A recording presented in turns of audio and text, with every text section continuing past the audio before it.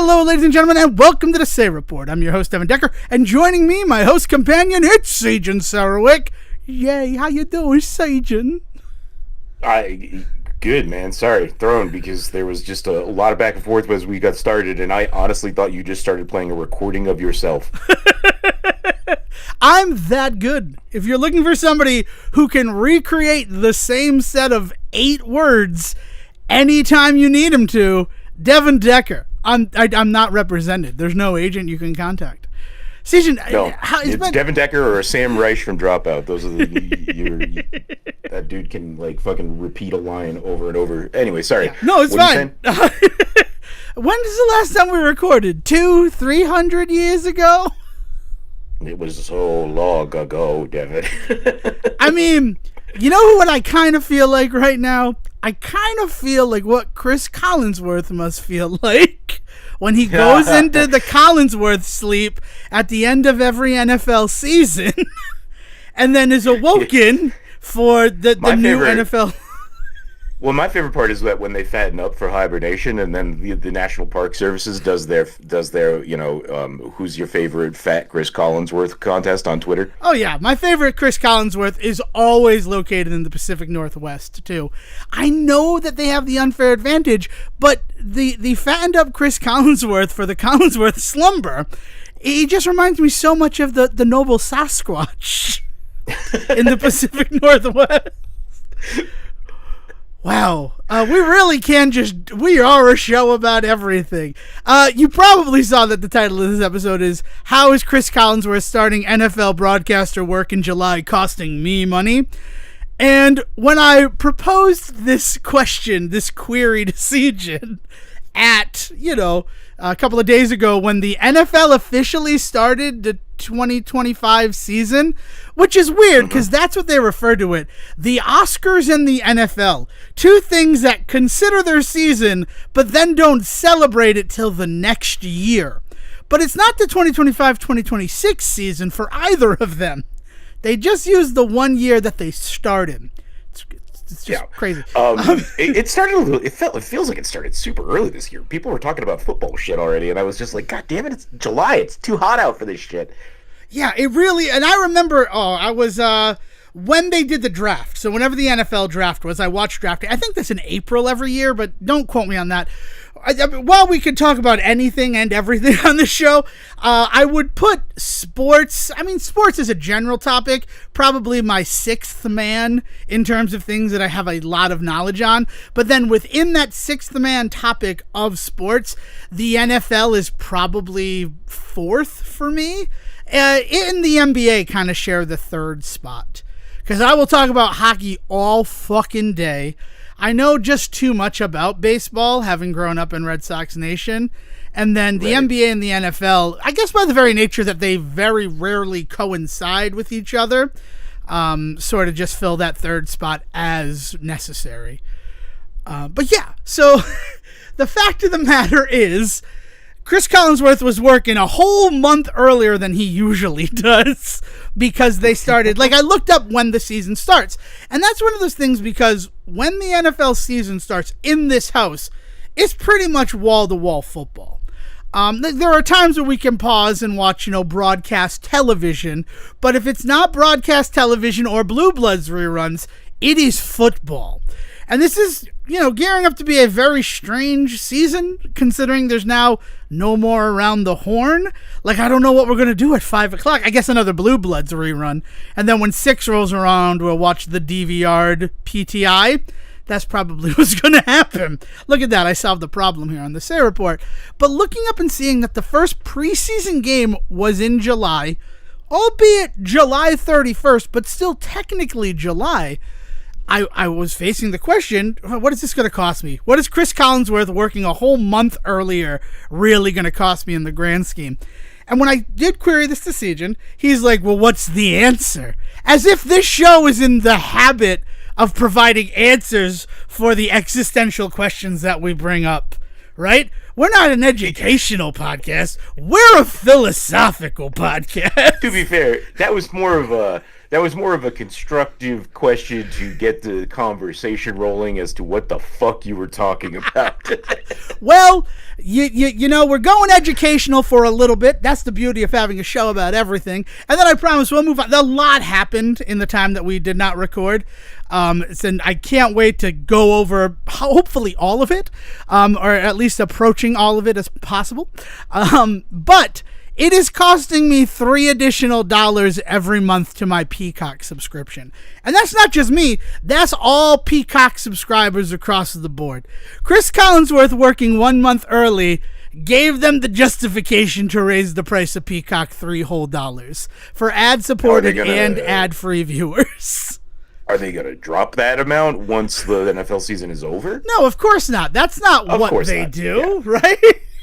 The price increase goes into effect the next billing cycle on or after August 22nd for everybody. Now, again, this started as a joke, right? It started as, I kind of hate Chris Collinsworth, and it's like, it's not one of those, like, if I saw him in the street, like, or I was in the desert and he needed some water, I would give him a drink of water. He's not that type of thing. It's more of like a rivalry sort of hate for Chris Collinsworth, and it's twofold.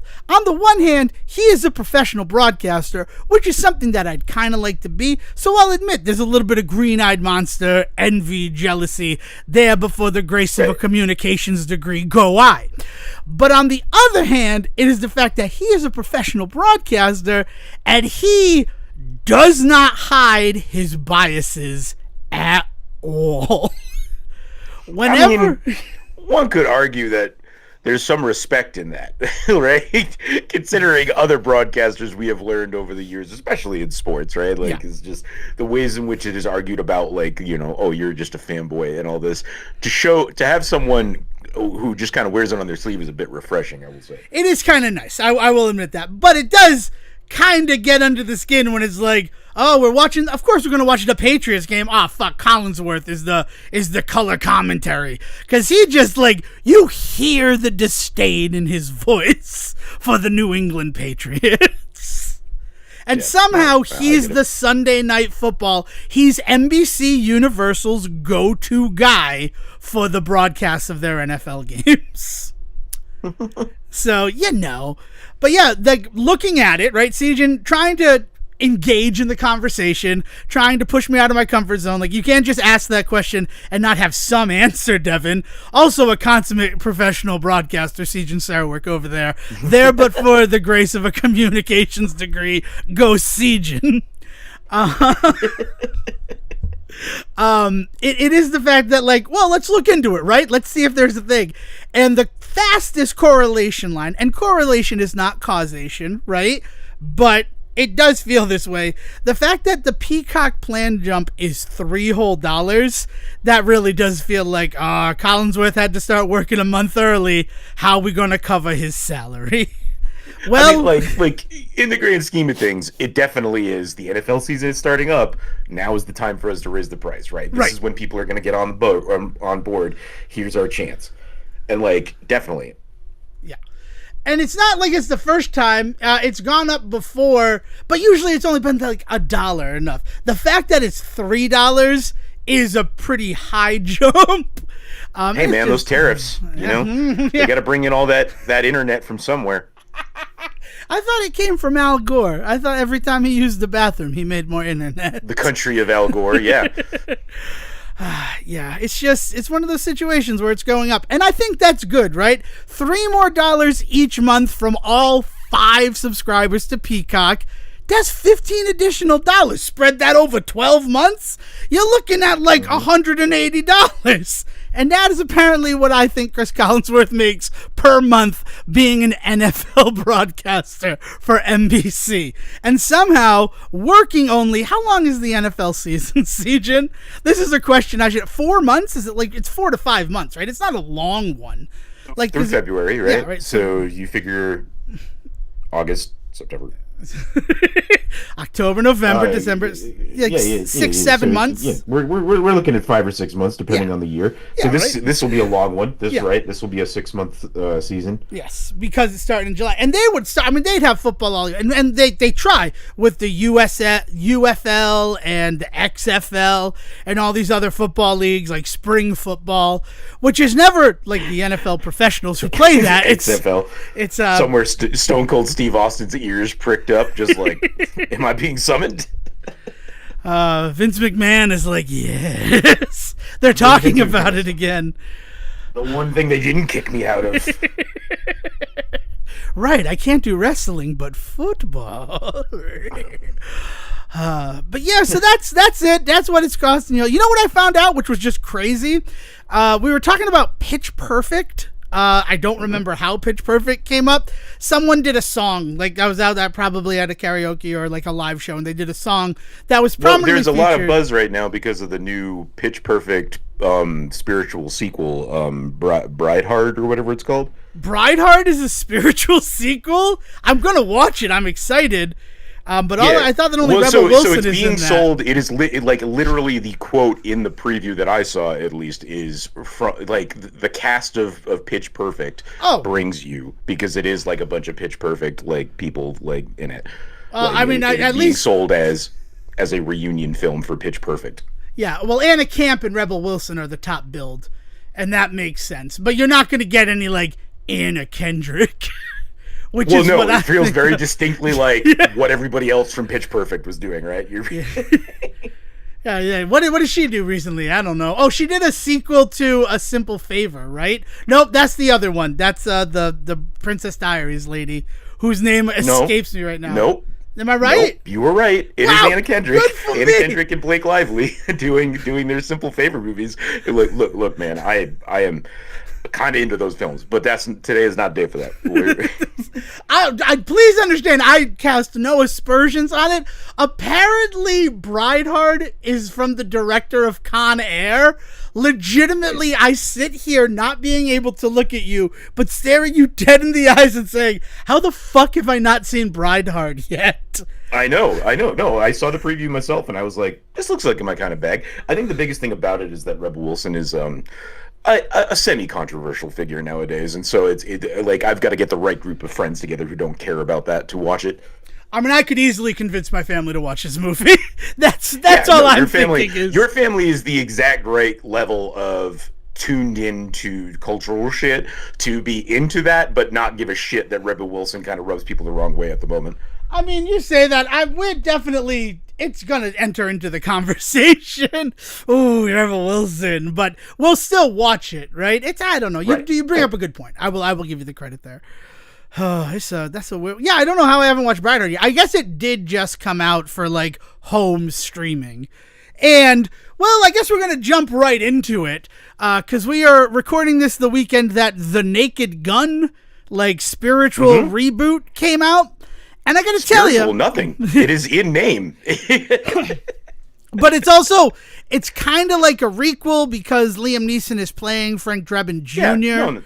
It's hilarious to me the ways in which this movie has tried to set itself up as the reboot, requel, sequel like thing, where I feel like it's like 10 years too late for that, but at the same time, because it's a Naked Gun movie, I love that that's part of the bit, right?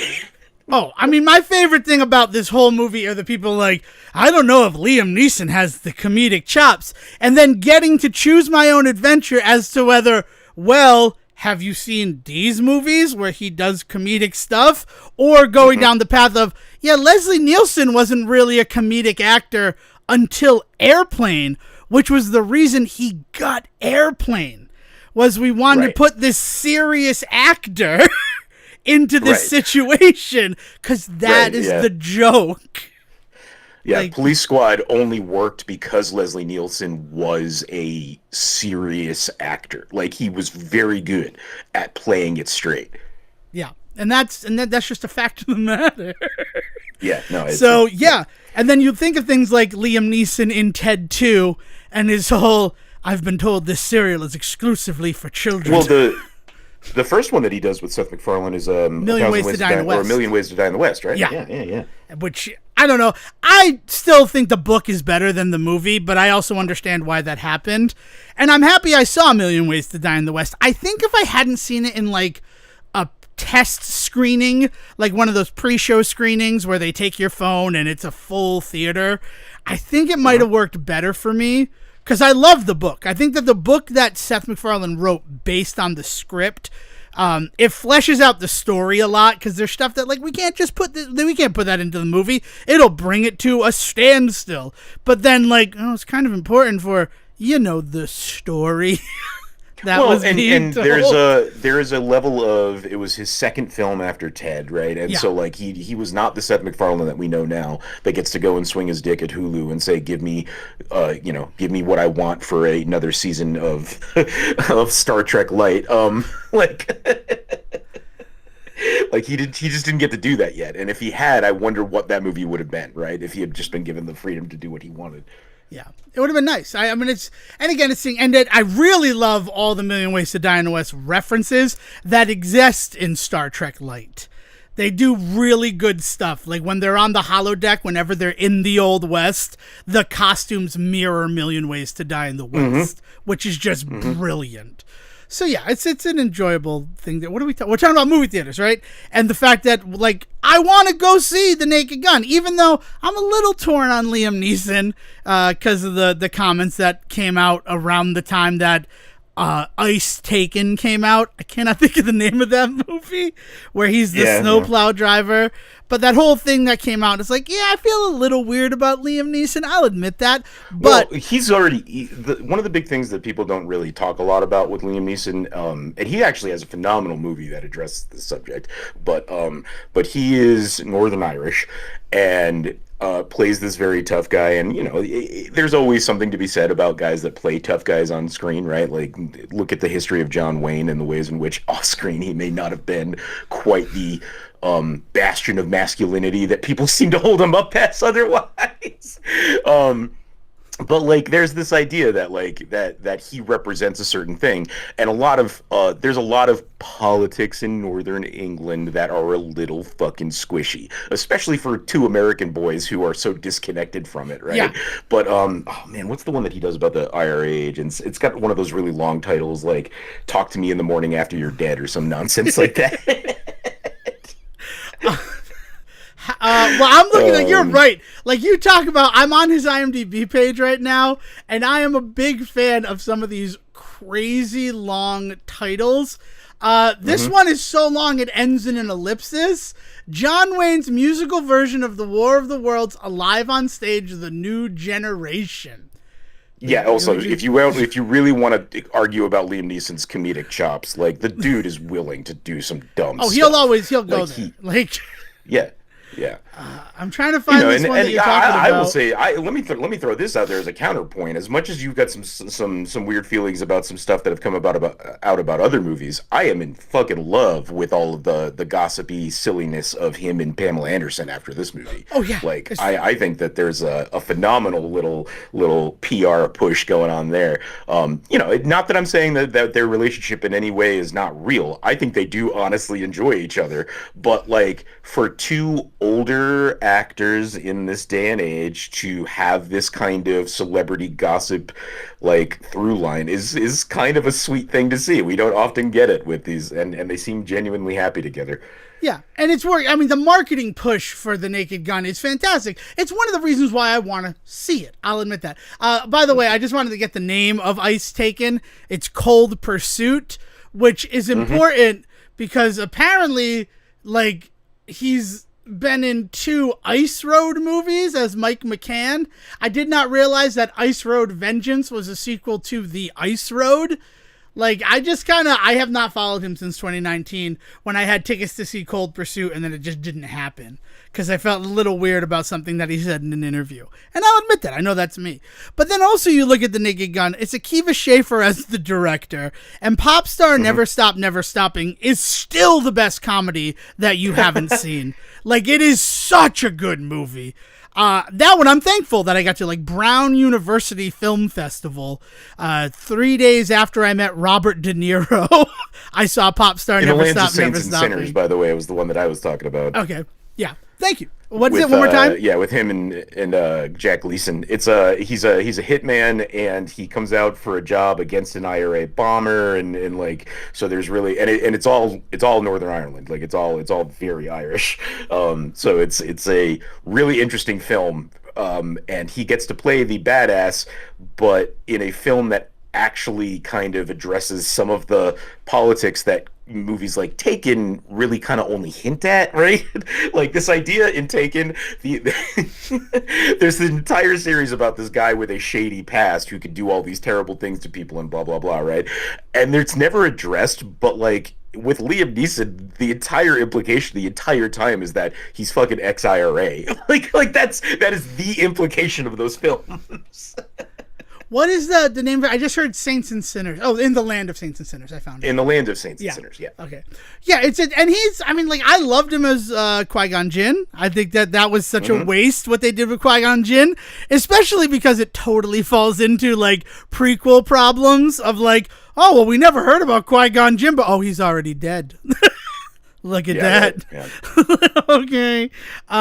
So it is. But then also Seth MacFarlane being a major producer on it, and The Naked Gun being something he wanted to do for years. Like you say, this requel is 10 years too late. First of all, it is being birthed into the world at the height of like the requel revolution. Right? Like I think the height of it was probably 10 years ago. I think we are still in the runoff of it, but much like the superhero movie, I don't think there are a lot of people that are chomping on the bit anymore like they were. Look at what just happened to the Karate Kid Legends movie, which is a shame because when Cobra Kai came out 10 years ago, people lost their fucking minds about it, right? Right. Well, I think part of the issue with that is that Cobra Kai was there carrying the banner. And then Legends come out, and it's apparently exists in a separate universe from Cobra Kai. Like, it doesn't feel like that's like, oh, Daniel San doesn't have a family. He's just a sad old man. But that's what I mean, like, right? Is that we've already kind of dove into all of these IPs that we love so much in various ways that now we're kind of re-dipping into them in certain places. But The Naked Gun, what's great about that is like there really wasn't a re-dip into The Naked Gun since 33 1/3, right? Right. Which was 94, I think, right? Which is crazy. I mean, guess, there's Dracula Dead and Loving It, but let's not. Fuck me, I love that movie. That's a great flick. It is such an. It is not. That is the thing, though. Is like I understand why it is see. Well, let's be completely honest about the fact that one of the only reasons we covered the 50th anniversaries of The Godfather and The Godfather Part 2 is for ultimately doing a mafia episode of this show. Oh my god, so we can finally talk about Jay Moore. Yeah, man. Yeah, it's gonna be a good time. I guess when I think about what's his name? Jay Moore? You just said it right. No, Lloyd. That plays the Marlon Brando role in not Christopher Lloyd. What's his name? Lloyd Bridges. Bridges, yeah. I had that. I don't know why. Oh my god. Bo Bridges and Jeff Bridges' dad. Yeah, but Lloyd Bridges in that movie is fucking hilarious. Good. So fucking good. Yeah, we like that. We like those type of like spoof movies. So of course The Naked Gun would be right up our alley. Also, I guess when I think that we're in like the prime time for requels, Scream 5, where the V is somehow in the M in Scream, I don't know. That really felt like the one that did it right and everybody was excited about on the film stage. Right? Like, it's like, this is a reboot, but it's also a sequel. And I know that they've existed for a long time, but that was the one that seemed to get everybody excited. And Seth MacFarlane being in development hell on a Naked Gun film, like, I feel like that's what, oh, fine, you can finally do your Naked Gun movie. You son of a bitch. Yep. You're making us $1 billion every year. What are you going to do about it? But I haven't seen The Naked Gun, and it's not because of my feelings that I have alluded to as multiple times. It's the fact that is only playing in small theaters around me. We are on the other side of Blockbuster July 2025. This insane month that everybody was incorrectly comparing to the Barbenheimer phenomenon. Yes. Because, oh my god, 3 different movies that, like, geekdom and nerddom, the SDCC crowd are going to lose their minds over, come out in July. Oh, you mean the summer movie season? That's just what happens in the summer. That's what happens. It's like we forgot what cinema was like pre-COVID, where like there was just too many fucking movies. Right. The studio sure didn't. They were aching for a summer like this for a long time. Yeah. And, I mean, the closest analogs to Barbenheimer was, like, Lilo and Stitch and Mission Impossible 8 coming out on the same day. Both featuring Hannah Waddingham. There's another one that's coming, too. I think it's, like, it was either this past Friday with the Naked Gun and so. Oh, it is September 26th with Gabby's Dollhouse. And I do not remember the other September 26th movie where I'm like, that's got real Barbenheimer energy. Hold on a second while I look that up. Yeah. Well, I can talk pretty confidently about a couple of movies this month. Can't do Jurassic Park because I know that was one of the big ones everybody was talking about. I did a lot on that one already. I did find myself in an unexpected showing of Fantastic Four this week. Oh, and the fact that we've been on vacation for a week, and not really, you can go listen to our current champion 256 days from recording to release time capsule episode. One Battle After Another, the Leonardo DiCaprio movie, is also September 26th. So One Battle After Another and insane. Gabby's Doll. That movie looks crazy.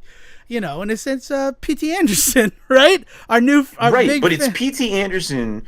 Oh my God, he's doing so. Correct me if I'm wrong, but it really feels like the crux of that movie is that Leonardo DiCaprio is playing like a MAGA style prepper.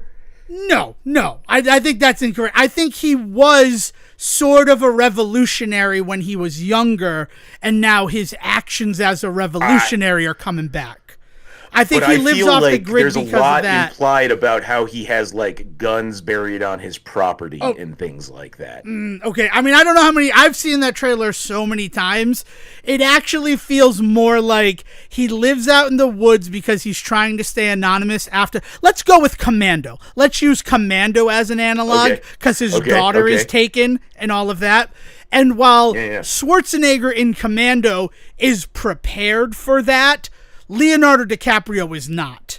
Like, he's very much on the run. He needs to get guns. He needs to find people that he can trust to, like, move forward. Like that. I'm excited to see. I'm excited to see Leo pull like a Denzel Washington here and just kind of throw everybody for a loop and just do a straight action movie. It's like, oh, what? I am very excited to see it, and it wasn't the first time I saw the trailer, but as I have seen the trailer before, literally every blockbuster that I have seen this summer, it has been. I've been like more and more into it. In like, okay, I see like the little bit, because you're right that you see the trailer for the first time, it does feel like he's the type of person who has been preparing for this, and then they're like, oh, is this the type of person you want to root for, that type of thing. But then like the more I've like parsed it out, it's like, oh no, he thought he was done with this life. He really did all this stuff when he was younger to get the girl. He lost the girl, had a child, and again, this is all my read of a trailer of this film. Well, right. Like, let's talk about how marketing can fuck a movie. We have no idea if any of this is right, right? Like, just because we've all seen one preview. Yeah, exactly. So I am admitting that. Up front, this is all based on the one trailer that I've seen probably like 4 times. And it does feel like he did this whole thing to get the girl, got the girl, but then lost the girl because of whatever radical, rebellious stuff that he was participating in, had a daughter as like that sort of, not consolation, but like, I lost the woman that I love, but look at what our love created. And now he's doing everything he can to keep her safe. And then when she is put into peril, he needs to jump in, having only ever been like adjacent to the action. Like, he drove the car while his wife was setting the C4 charges. Commando's a good pull because of the ways in which you're also explaining how this movie also looks like it's very retro and a lot of its attitude about things. And maybe that's where I'm getting the conservative vibe from it, is that it's not that it's like conservative as like we commonly use the term in 2025, but rather that idea that it feels reminiscent of a movie from 1993, and in that it has some very weird values about like, oh well, this girl doesn't exist as a woman in the world, but rather a representation of my love for a different person. And then on top of that, their only purpose in this movie is to give me a reason to do this. So like there's a lot of really weird vibes in that regard, but the big thing is that with it being Leo, right? I'm not going to deny that there's some intrigue there in watching him play kind of against type in a weird way. Yeah. And there's also the fact that it's a P.T. Anderson film, and to date, his only, like, film set in present day is Punch Drunk Love. So it could also feel that way, like a 90s film, because it's set in the 1990s. Yeah, like for sure. That's another big part of the whole thing. So I am excited to see that one. But the fact that Gabby's Dollhouse and before Fantastic Four, so what is Gabby's Dollhouse? I mean, it is a show that is like, it's big with the kids. Basically, it's this. This is all again from the trailers that I've seen. Gabby has a magical dollhouse, and she's able to shrink herself down and go into it to play with her toys that are alive. Ooh. While she is that I put in size. Gabby and it instantly filled. Okay. Yeah. Started in 2021. Yeah. Oh, it's a Netflix. It's one of Netflix's kids shows that they produce. Okay. Part of the reason why I probably haven't seen it is because I have not spent much time on Netflix in the last couple of years. I have the first episode on my DVR because I'm like, this is interesting, but I've never watched it. But the big thing about that film is that Kristen Wiig is playing the villain who wants the dollhouse for whatever reason. Like, I've seen that trailer about as many times as I've seen One Battle After Another, and all I think of every time is that, like, that'll be a heck of a double feature for Dale's birthday if we go see Gabby's Dollhouse and then One Battle After Another. So that's where that is. But let's get, I'm so happy that you found yourself seeing Fantastic Four because I really kind of want to talk about it.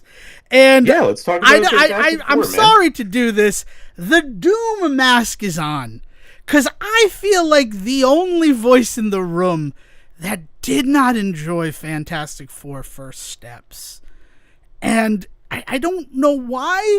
Like, I'll tell you what I did this morning. I opened up a Shalla-Bal Silver Surfer figure that I found at Target.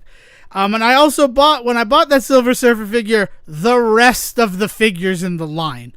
All 6 were on the shelf, and I'm like, well, I said if I find all of them, I will buy them. Even though I wasn't a big fan of the film, I really like the design work that went into this Fantastic Four. But we're going to start. I think it is more style over substance. I do think that is a fair criticism of this movie. This movie is a lot more about look than it is necessarily about what happens in the film itself. Sorry, go ahead. No, that's fine. I mean, so I'm going to just drop my grenade in the middle of this conversation, and then we will clean up the remnants afterwards. I was never somebody who had a problem with the gender bending of the Silver Surfer, fully aware that Shalla-Bal, in a What If comic book, there was what if she, instead of Norrin Radd, had become the Silver Surfer. The heavy emphasis on the fact that this is not the mainline Marvel Cinematic Universe also made sense. Like, we're going to do a one-off in a separate universe. Let's not, blow our wad on a Norrin Radd that either we can't use again, a la, Jim Halpert as Mr. Fantastic in Doctor Strange, Multiverse of Madness. I'll tell you this, if we get to see a dual Silver Surfer, like 2 Silver Surfers going against each other, and it's the 2 of them, right? Because we know the universes are mixing, because I think that's another important thing to mention, is that we already know that because of Thunderbolts. Yes. Spoilers, by the way. We haven't said anything big spoilery, but like it's been 2 weeks, so we've kind of given you that time. But just understand, we're not going to hold anything back spoiler-wise, especially for a film that came out in April. Continue. I'm sorry. Yeah. So the after-credit scene of Thunderbolts revealed the Fantastic Four ship coming into this universe. Sorry, I say this universe because of, but like into the MCU universe, right? Proper. So we know that the 2 universes are going to cross, but we also know that they are definitive. definitively two different universes. And I will say this, that the implication that a Silver Surfer from one universe could meet the other and they have like a love-hate relation, I want to see the shit out of that. Well, especially in the fact, like, exactly, I mean, that's where the what if generally goes, right? Is that, like, Shalla-Bal and Norrin Radd were lovers. They were right. A couple when Norrin Radd gave up his life to spare his planet. So then, like, right. On some other universe where Shala did it and not Norrin, though it does seem like there was no Norrin Radd in the First Steps universe, so already what I'm saying could not be what happened. But imagine you meet... No, they don't negate the fact that a Norrin could have existed. They just don't mention it. They don't show it. That's true. That's a fact. And she has a child, so there has to, I'm fairly certain alien biology is very similar to ours, in that it takes two to make an offspring. I don't know. Maybe on their planet they asexually divide. Right? Who knows? But one of those situations, right? But it is like Norrin Radd meeting a multiversal counterpart of his former love, who he like sacrificed his, basically, I'm going to say humanity, but it's not humanity, but I don't know. First of all, I can't remember the name of the planet that Norrin Radd comes from. Well, and second of all, even if I could, I don't think I could change it. I think humanity is I think humanity is the right word. He sacrifices his humanity to become this messenger for the beast, as it were, Galactus, and then and then the whole point of his arc in the Fantastic Four comics, as we understand the Silver Surfer in any way, is him getting it back, right? Like, that is the whole point of that character, is somebody that has lost themselves in an effort to save their people, but then comes to Earth, and because of, to be completely clear, because of the Fantastic Four, starts to realize that he needs to claw back some of that self that he has lost. Right. Exactly, because he sees what they're able to do with their powers, and like, they don't look at Galactus and see, there's no way to beat this. They're like, well, how do we beat it? How can we like try to take on literally a space god? Mm-hmm. So that whole thing is really nice, and I was never bothered by let's gender bend the Silver Surfer until I saw Fantastic Four First Steps. And I'll admit, I woke up like around 3:00 in the morning. Maybe it was like 2:26. You know what? I wrote it down in my Discord so that when this conversation eventually happened, I could see exactly when the idea came to me. So if you'll bear with me while I go through and find this. When did it come out? The 25th of July? Yes. You're asking me some questions about dates. I suck at that. Oh, okay. So apparently I wrote this at 2:28 p.m.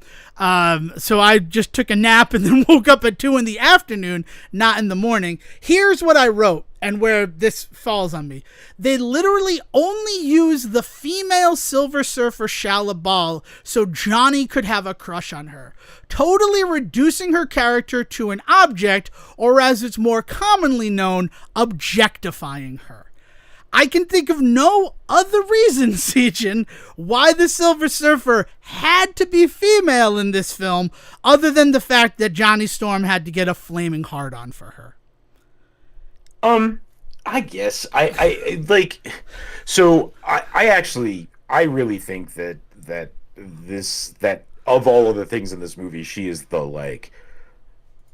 least of my concerns on it. Like, Julia Garner as Shalla-Bal is honestly fun to watch on screen. And there was not as much of her as I thought there was going to be. Let me put it that way. In a Galactus story, that's. But you're missing the whole thing about the language and that whole story. Like you can talk about how Johnny, quote unquote, falls in love with her. Yes, there is definitely some of him flirting, but I mean, Johnny flirts with everybody. I would expect Johnny to flirt with the male Silver Surfer if he showed up as well. Right, that would be fine with me. Like, I would love them having a bromance like that. But to say that she's only here to establish that relationship is weird, considering the whole we learned the language and we were able to establish this, and then she has a entire moment at the end where she is the one that takes out Galactus. Like, there's a lot that goes on with that character besides her relationship with Johnny, so I feel a little weird about that. That being said, like you've put me in this weird position, because I think this movie was a good, solid 7 out of 10 film. in the grand scheme of things. And for Marvel right now, I think that's a win. I think there are a lot of people that were just looking for a movie they could just fucking watch from them again. And this is a very watchable film to me, right? So I think there's a lot going on there that I think they did right. I think this movie is too safe. I think this movie takes too little chances. I wish they had done more with some of the underground stuff and things like that, and like all that sort of stuff. I love a whole bunch of the little details. Natasha Lyonne showing up as Rachel is amazing, and there's all sorts of stuff that I really dig. I love the visuals. I think the designs are really so good. Right? It looks so good. So I think that the bias that I am bringing to the character of the Silver Surfer in this movie, let me make sure that this is clear, is that my impression is that they really wanted to establish this is a different universe than the main universe. So this Silver Surfer is female, and I think and I think they succeeded in that, because there were a bunch of people that really kind of had that conversation before the movie, like, why is it a lady Silver Surfer? And then the conversation, in my eyes at least, rightfully turned to the idea that, like, well, she's been one before, so this is not out of nowhere. And on top of that, this is supposed to not be like a mainline world where this is happening. So I think that they were hoping they could play with public perception in a little bit with the Silver Surfer character, in making her this character instead of the one that everybody kind of knows, thanks to the movie, thanks to, just basic knowledge and stuff. But to show the audience this is not the Marvel world as you currently know it. I think that was a huge part of the choice with that character. And then from there, it building her out and having her be responsible for, like, Johnny learning the language, and her coming in at the end and having that whole, like, change in character, and this idea that we might get to see this version meet other versions. We don't know yet what's going to happen with that. That is, like, Julia Garner as Shalla-Bal in this movie is, to me, something to talk about, but nowhere near, like, the most egregious sin of this film. Right. But I was trying to think of, like, why, because I wanted to make sure, I'm like, it bothered me, and I'm not sure. I don't love that, like, she's hyper feminized, because there is an otherworldly appearance to Norrin Radd's Silver Surfer. He doesn't have ears, right? His feet are like, it's like he's wearing shoes. He doesn't have toes. Where Shalla-Bal has hair, and she has ears. She has a nose. She has mammary glands. There's this awesome shot. Like, the hair specifically was actually a moment for me, because there's this awesome shot of her from like just over her shoulder from behind, and you get a really good look at the hair, and it looks like it is, like, almost a helmet.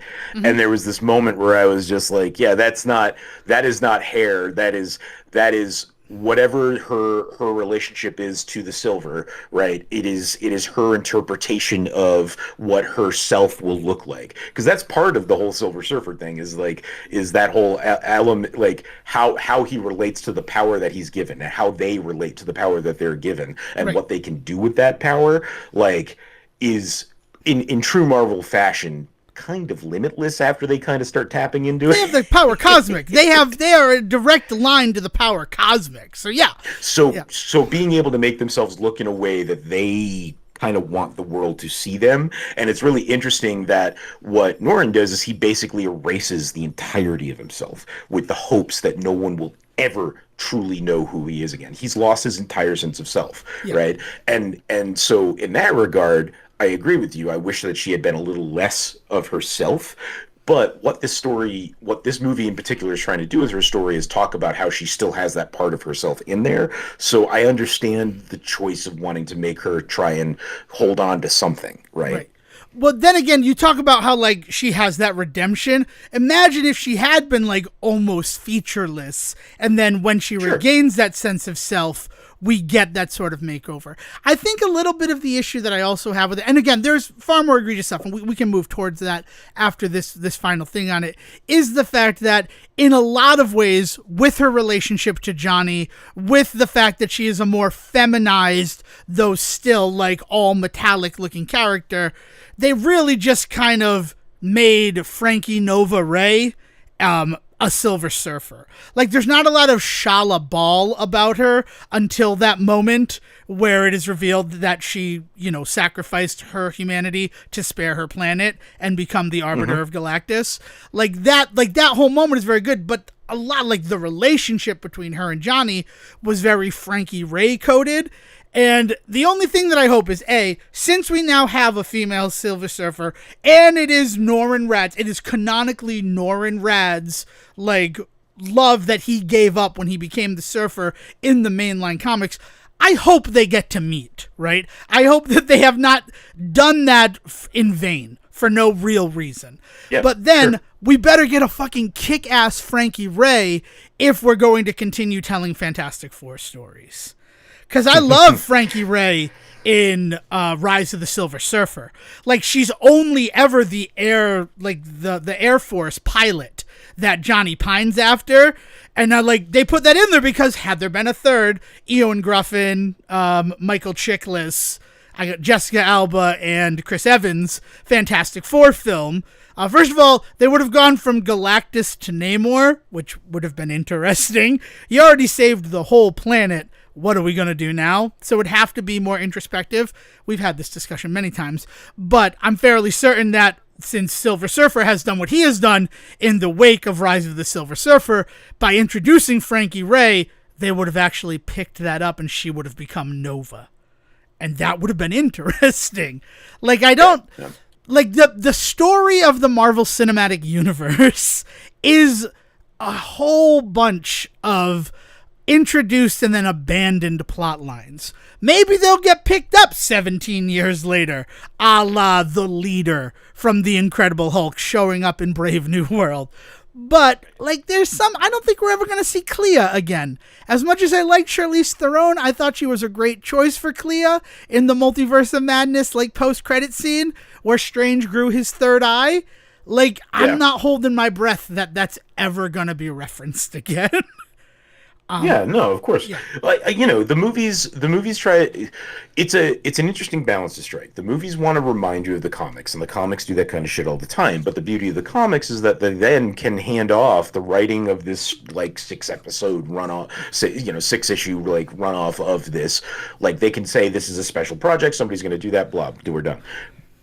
They can fulfill that promise in a way that movies don't always get the opportunity to do that. So it's like this balance of, we want to remind you of how things are done in the comics, but also at the same time we are a different medium entirely. So how do we balance that? And I think the dead end Marvel promises are definitely a cost of that. Yeah. I mean, also there's the fact that a movie franchise like the Marvel Cinematic Universe is so tightly, like, held together. Where comics, I could have a meeting with Marvel, right? If I were able to get it on the books, if I had representation, right? And I get a meeting with Marvel, and I'm like, so there's this one panel in Fantastic Four 444 where they reference this character, and I'd really like to, like, write a 4-issue miniseries where that character is actually, like, fleshed out and realized, and they have to deal with it. And Marvel can be like, yeah, you're killing it in the independent market. You have all this. We like your storytelling. We're going to give you those 4 issues. And to the marketing giant that is Marvel Comics, maybe not now, right? The whole comics industry is sort of in the shitter. Maybe we do a whole episode dedicated to that, not our comeback episode. They're willing to do something like that and give a voice that is bigger in other mediums, right? Like, big enough to get a meeting. Yeah, we'll give it to you. We'll let Kevin Smith write a Spider-Man and Black Cat storyline because he's Kevin Smith, right? Like, it's one of those situations. And he picked up on some, like, throwaway stuff from, like, Nightcrawler's origins to, like, write that Spider-Man Black Cat story. So, like, it's... Yeah, or, like there's this kind of level of audience forgiveness with comics to, like, try something, yes and no. Like, people get really shitty when they don't like a thing that is tried in comics, but, like, look at the entire Absolute line in with DC right now. That is actually doing pretty gangbusters for them in terms of critics. Like, people are saying, like, hey, like, this is really interesting. Part of that whole story is a la Marvel Ultimates, 20 years ago. Like they're rewriting origin stories, right? Batman is no longer like this Bruce Wayne, rich Bruce Wayne character, but rather like this working man. Blue collar, like salt of the earth Bruce Wayne here. Right. Yeah. So there's these elements that they are just completely like turning on a dime, and people are loving it, right? And I don't know if you did that in a movie, if people would be just as okay, right? You'd have people ripping it to shreds. So that, I think that's part of it, is that the comics just have a little bit more wiggle room for being weird than the film industry will ever allow, you know? Yeah. So I guess I'm going to time out real quick, and I'm going to ask you a question about how the sausage is made. So when we do a time capsule episode, right? When we re-release a time capsule episode for public consumption, do you listen to it to see what we talked about? Yeah. I mean, like, on and off. Like, yeah. I won't promise I like avidly religiously listen to our shit. I really I have a hard time re-listening to ourselves sometimes because of the ways in which I cringe at my own voice, but like I listen to them. Yeah. Right. So the reason I ask is because, do you know what one of your topics was in the time capsule that released last week? No, God, no. DC Absolute. So like the continuity, I needed to know if it was just happenstance, the wibbly wobbly timey wimey of it all, or like if you listened, you're like, oh yeah, let's readdress that, because my brain is on it, because there's a lot that's come out recently about like they're going to be doing the Justice League soon, and or if they haven't started already, I'm not even sure really, because I get all my comics reading in and news like I do my film and television nowadays, all streaming. But there's just been a lot right now about that, especially with Superman coming out and some of the stuff that has been really championed from the film, and then, you know, people going out to read the comics and it being the absolute line, oops. Yeah. No, and that's why. So I just very interesting. Like I dig that. I dig that it just happened, and that it wasn't like me reading up on. Well, I sent you like that the woman who pretended to give birth to rabbits, like suddenly lit up on Twitter again this week, and that's another thing that we talked about. She legitimately had rabbit babies, Devin. Yeah, she did legitimately birth rabbit skeletons from her birth canal. That did legitimately happen. She did not conceive them. Someone inserted them in. Okay, I can't go down that rabbit hole again. In, by the way.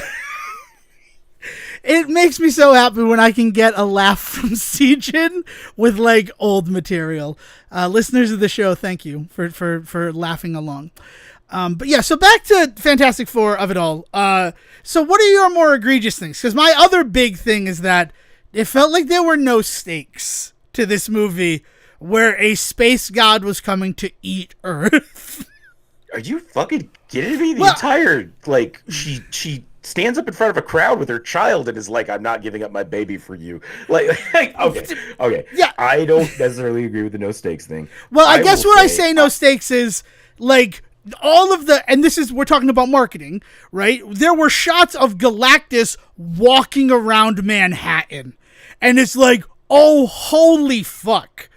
But no, all the people were taken out of Manhattan and were brought to subterranean. No, I think this is actually a key thing that's really interesting in movies right now. Marvel has done this twice now. Thunderbolts made sure of this, and now Fantastic Four has made sure of this. Also, Superman, the entire plot of Superman is this. Yeah. The idea that the destruction of these cities, that we still care about individualized citizens, because it's been a huge criticism of the superhero genre over the last 20 years now that the genre has really blown up, that the destruction of these places becomes really ridiculous, especially in the Snyderverse. There's like where these guys are supposed to be protecting humanity, but they're willing to sacrifice thousands of people in order to do it. Seems really weird. Meanwhile, they'll have conversations about individual people and it doesn't make sense, blah, blah, blah, blah, blah.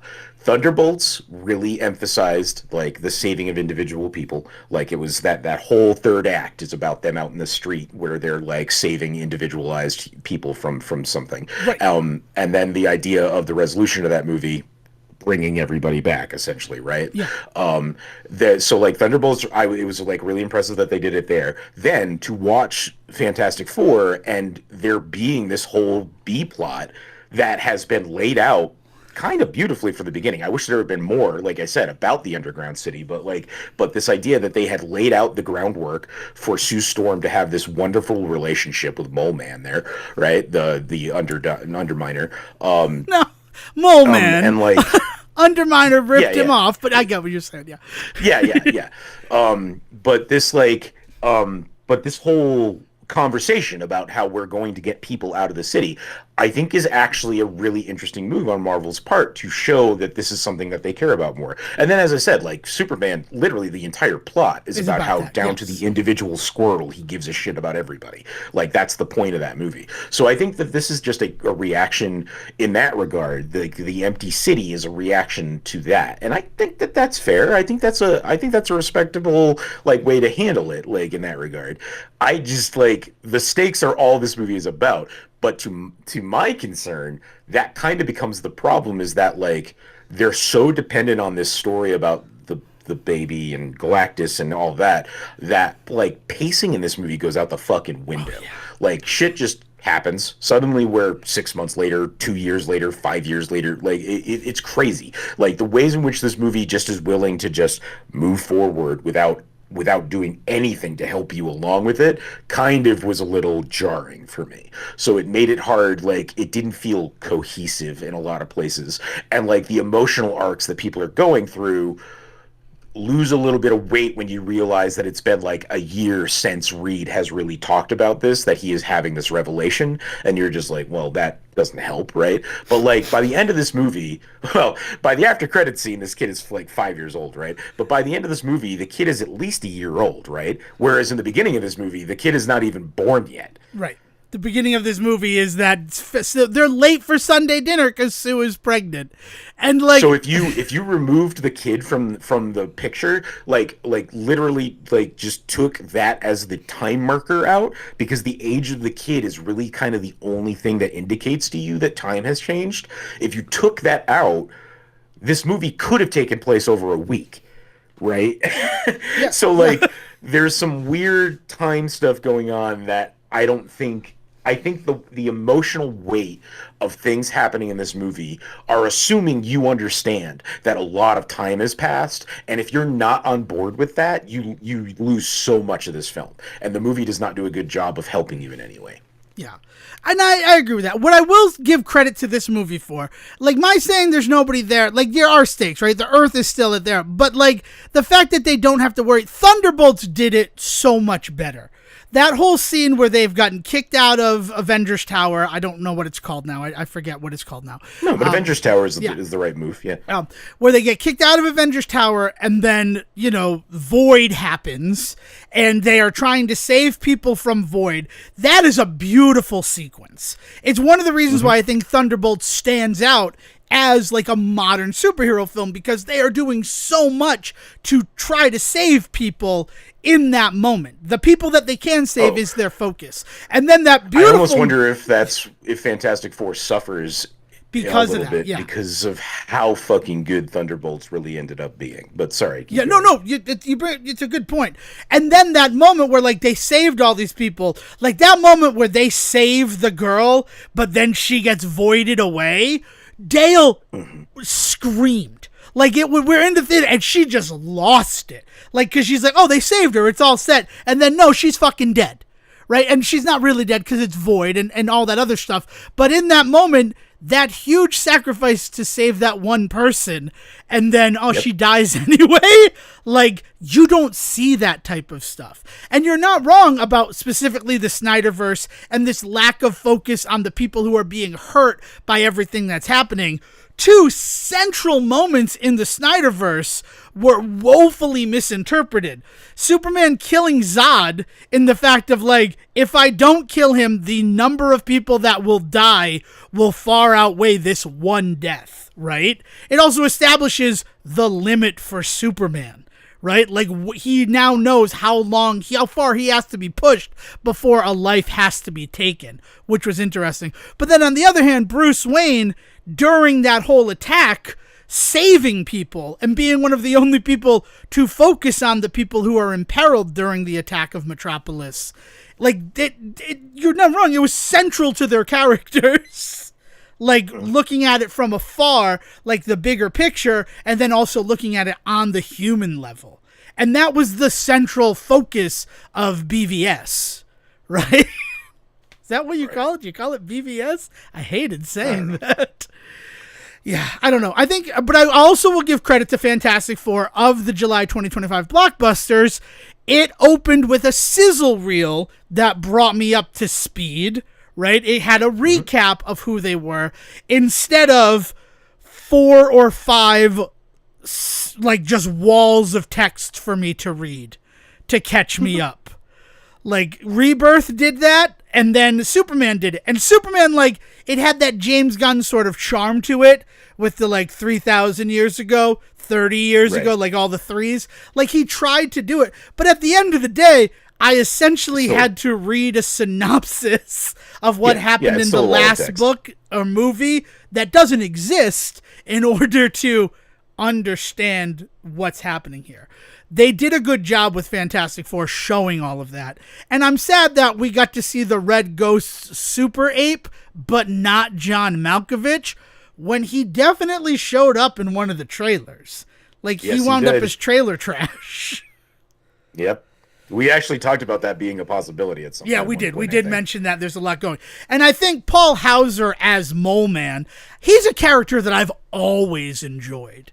And you put, like, Oscar-winning Richard Jewell, fucking everything that guy has done. He's up for anything. He did a really good job as Mole Man. But again... Is he in Naked Gun? Am I... The new one? The new Naked Gun? Yeah. That's a good question. Let me double check it. There's a guy in that movie that we haven't seen the film. I haven't seen the film yet, so I can't. But there was. He's in Naked Gun. Gun. Paul Walter Hauser. Yeah. He plays Ed Hawkins. Ed Hawkins. Oh, that's excellent. I'm so excited to see. I really want to see Naked Gun, but I don't want to see it in a small theater. Right? Like, I understand that Fantastic Four is still getting the laser projection, but it's not like the movie theater doesn't have 2 other large auditoriums, right? 8, 9, and 10 are their large auditoriums. This is the one local to me.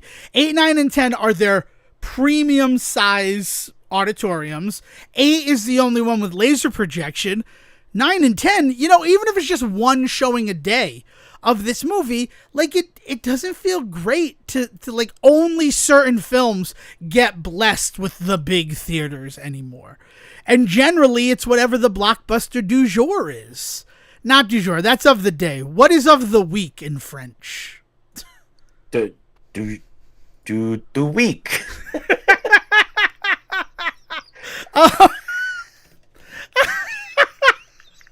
Thank you, C. Jim. Yeah, that's not helping me. Typing out week in French. French for week. W-E-E-K is semaine. So the deux semaines film. Like, it's like, like right now, all you can see is Fantastic Four in laser projection or in the large format cinemas. Maybe one of the other ones, like Superman's probably in Auditorium 10 right now. So that you can see it. And I'm sure Jurassic World Rebirth is in one of those. But, like, this is a new movie that came out. How's it doing on Box Office Mojo, do you think? How much money do you think it's made this week? I imagine not a lot, which makes me sad. Which one? The Naked Gun. Naked Gun? I'd give it a $25 million opening weekend, which is not great. 6.3 million. That's on only Friday reporting. So if it does... on only Friday, yeah. So if we assume $6 million, that's probably going to come around to like a $20 million like opening weekend. Hopefully a little bit more once they throw in. I don't know if I'll be surprised if it wins the weekend, but I wouldn't be surprised to see it in the top 3, right? See it in the number 2 or number 3 slot. I mean, Bad Guys 2 also Fantastic came Four out. Will carry a little bit, although I don't know. Maybe Fantastic Four will completely whip out and it'll take over. Well, like I sent you earlier this week, I think I threw it into business so I can actually look at it. Like Wednesday at 10 a.m., no seats were sold for Fantastic Four First Steps. And then at 12:05 p.m., Superman, still in Auditorium 10. Look at me, I'm a crazy person. No seats sold. Like, that was crazy that there were no pre-seat sales for either of those films that are taking up the premium like size auditoriums. Especially, it's also the summer, right? And it's early. I guess maybe you see people try to see movies later in the day. Am I like out of pocket for liking an early morning movie and then going and doing something else? There definitely is something to the afternoon evening film being the choice. It's being reported that it's getting around 17 million for the weekend though. Naked Gun is getting that's like 6 million a day. It's also fighting against Bad Guys 2, which actually established franchise with a crazy cast, and people loved the first one. I still haven't seen it. I really want to. I like the Bad Guys stories. So yeah, and Fantastic Well, and in Four, terms of dopey comedies this week, don't forget that there was also the draw of the at-home experience of Happy Gilmore 2. So there was also fighting against something like that. Yeah, what are we doing with Happy Gilmore 2? We probably should have decided this pre-recording. Are we just like gonna put earmuffs on about it until we do the ASCU episode? I mean, you and I could talk about it, but I think organically, if it comes up, like we can talk about it, but it has not done so far. Have you seen it? No, I have not watched it yet because my family is legitimately interested, but also some of them have not seen Happy Gilmore. So like we ended up watching Happy Gilmore right before Happy Gilmore 2 because my mother's like, I don't know if I've seen it. Like I've seen the beginning of it, but I don't know. So we did, and we're like, oh, it's just an hour and a half, right? We're committing to 3 hours. We could watch The Godfather, or we could watch both Happy Gilmore films. The Happy Gilmore chronological experience. Yeah, right. The Happy Gilmore saga. It was a fun time. But yeah, you're right. I'll wait. Obviously, wait till you see it. The other thing that I will talk about, and again, this is coming up in our September episode, the fact that I had only not seen one other film in Sandler's filmography prior to the release of Happy Gilmore 2. At 11:30 p.m. on Thursday, I sat down and started Men, Women, and Children. And I gotta tell you, Sejin, considering Click is our ASCU film for August, it is a shining beacon in the distance to get to talk about that in September. I was surprised by Men, Women, and Children. Good. Pleasantly surprised. Nice. Yeah. So any other movie stuff we want to talk about before we transition into some other things that happened in the time that we were only off for a week, but honestly, everything that went on in my life, I don't feel like I've talked to you in centuries. I don't know. I mean, movie wise, I'm trying to think if there's anything else movie wise that I did. I'm sure there was, but I am not remembering at the moment. What else went on with you this week? Fubar, remember Fubar? Speaking of Arnold Schwarzenegger in Commando, the sort of True Lies inspired Netflix original series.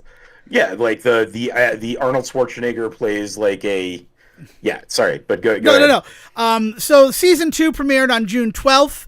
But in the house, we were trying to catch up on all of the shows, like the broadcast shows. So we're ready for the next broadcast season beginning in October. Cannot believe it's beginning in October. And we've done that. So now we've sort of shifted focus to the streaming stuff. And unilaterally, everybody agreed, well, Fubar is the one that we want to watch because the first season was so goddamn good. And it ended on a nice cliffhanger. And the second season is also so goddamn good. Andy Buckley, he's just willing to go there. And he's just playing a side character, but he was like Michael Scott's boss on The Office. And I don't even know his name. I just know the actor. That's where I'm at. A lot of Franklin and Bash references. Which one's Franklin, which one's Bash? Nobody knows. Say report, pop quiz time, Sejin. Which one is Franklin and which one is Bash? Who is Jared Franklin and who is Peter Bash? You got a 50-50 shot here, buddy. Road Trip there is Bash, isn't he? Nope. Breckenmeyer is Jared Franklin. Breckenmeyer, thank you. Making Mark Paul Gosselaar. No, Road Trip was perfect. That's how I was referring to him when I couldn't remember his name. Peter Bash is Mark Paul Gosselaar. He's the more serious one of the two, right? He is the one with more stakes to who he is as a lawyer.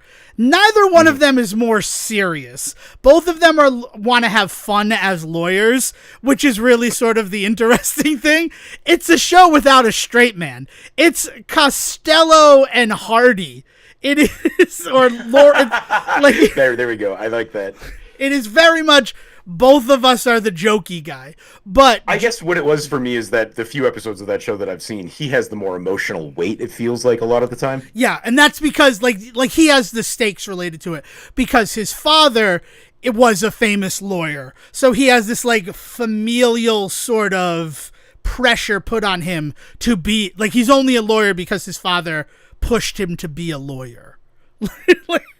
And then he's not the type of lawyer his father wants to be.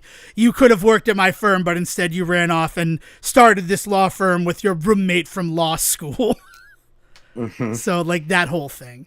So, yeah, you're right. I mean, he definitely has the more serious, like, story beats surrounding him. But neither one of them, both of them would show up in, like, Hawaiian shirts to think. Yes. Yeah. So like that, very good. But then the disappointing thing is, we had 2 episodes left, starting on Saturday, and exactly 20 hours before we started those 2 episodes, the announcement that Fubar was not getting picked up for a 3rd season.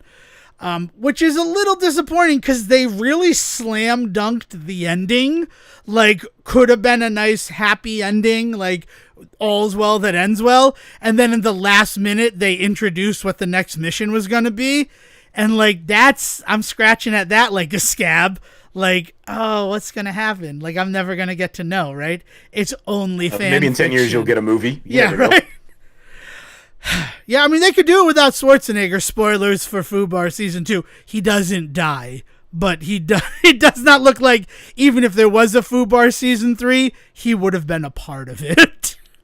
Which is like everyone's like, why would they cancel it? And I'm like, well, they kind of made it look like he's not going to be in the show anymore. And Monica Barbaro, who plays his daughter, who, surprise twist of Fubar, was also a secret CIA operative. Like, it's True Lies if in True Lies Eliza Dushku was eventually revealed to also be a CIA agent. Right. And it all happened, like, Fubar was in 2023, and then 2024, CBS actually did a True Lies series. Mm-hmm. Lots of fun. Lots of just crazy things going on. But Monica Barbaro, she got nominated for an Oscar for her role in A Complete Unknown. So, like, you look at the cast and it's like, yeah, a lot of these people got other things going on. We're kind of lucky we got a 2nd season. But really good. That was really fun. And then I did the 4-episode test with Leanne Morgan's new Chuck Lorre produced Netflix series, Leanne. And okay. Dear God, Sejan, I cannot think of a show with less energy that I have watched in the past 5 years. Yeah, I don't know. His shows have gotten less and less, like, kinetic. Like, it feels like less and less effort is being put in. And then, like, I finally understand those people who are like, oh, Jerry Seinfeld is terrible when talking about Seinfeld, because Leanne's got a real Leanne problem. Like, they surrounded her by great actors. I mean, Ryan Stiles plays her ex-husband. Kristen Johnston is her sister. Her parents are Celia Watson and Blake Clark. Like, all of these, like, well-known actors from from television. And then you have Leanne Morgan, who, by all accounts, was just a stand-up before Chuck Lorre saw her do a set and said, I want to do a show with you. And it's just I've always thought, like, Seinfeld, everyone's like, oh, Jerry's the worst part. I'm like, yeah, but I don't watch Seinfeld for Jerry Seinfeld. When I was a kid, I watched it for Kramer. As I got older, I watched it for George. And now I kind of watch it for Elaine. I don't think I've ever done a full viewing of the series of Seinfeld. Like, I'm really focused on what Jerry is doing this week. And when you think about it, the whole, like, thrust of Seinfeld is that he is writing his material based upon the stuff he's watching his friends go through. That's supposed to kind of be the bit of it. Right? Like, I don't know. Where do you get the ideas for your stand-up? Well, I got this crazy bald friend who's slaying with chicks, but has no self-confidence. It's like 90% him, 10% breakfast cereal and airplane food. But yeah, so I don't know. I've done the 4 episodes, and I'll admit, like, we always talk about, like, now people are aware of the 4-episode test. So they kind of create and cultivate to that. Anything observed, the observation is, you know, switched and adapted because of the observation. The 4th episode was good, but also, like, it was kind of a rush to reset the standard. Leanne is also just the Reba series from, like, the early 2000s. In the fact that, Reba. Like, yeah.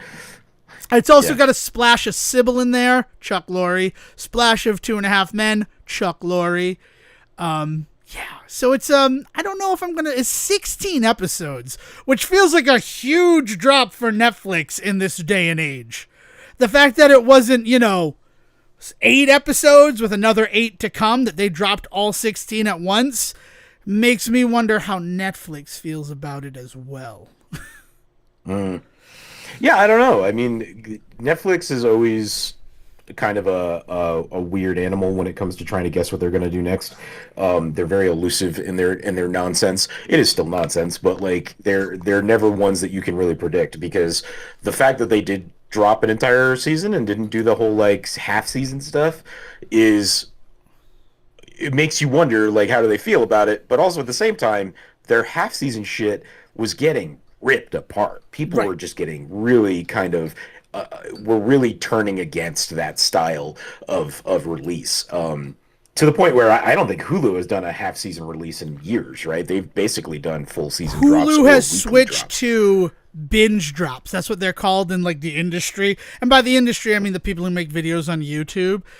Because Futurama's 3rd Hulu season will be a binge drop as opposed to weekly as the first 2 were.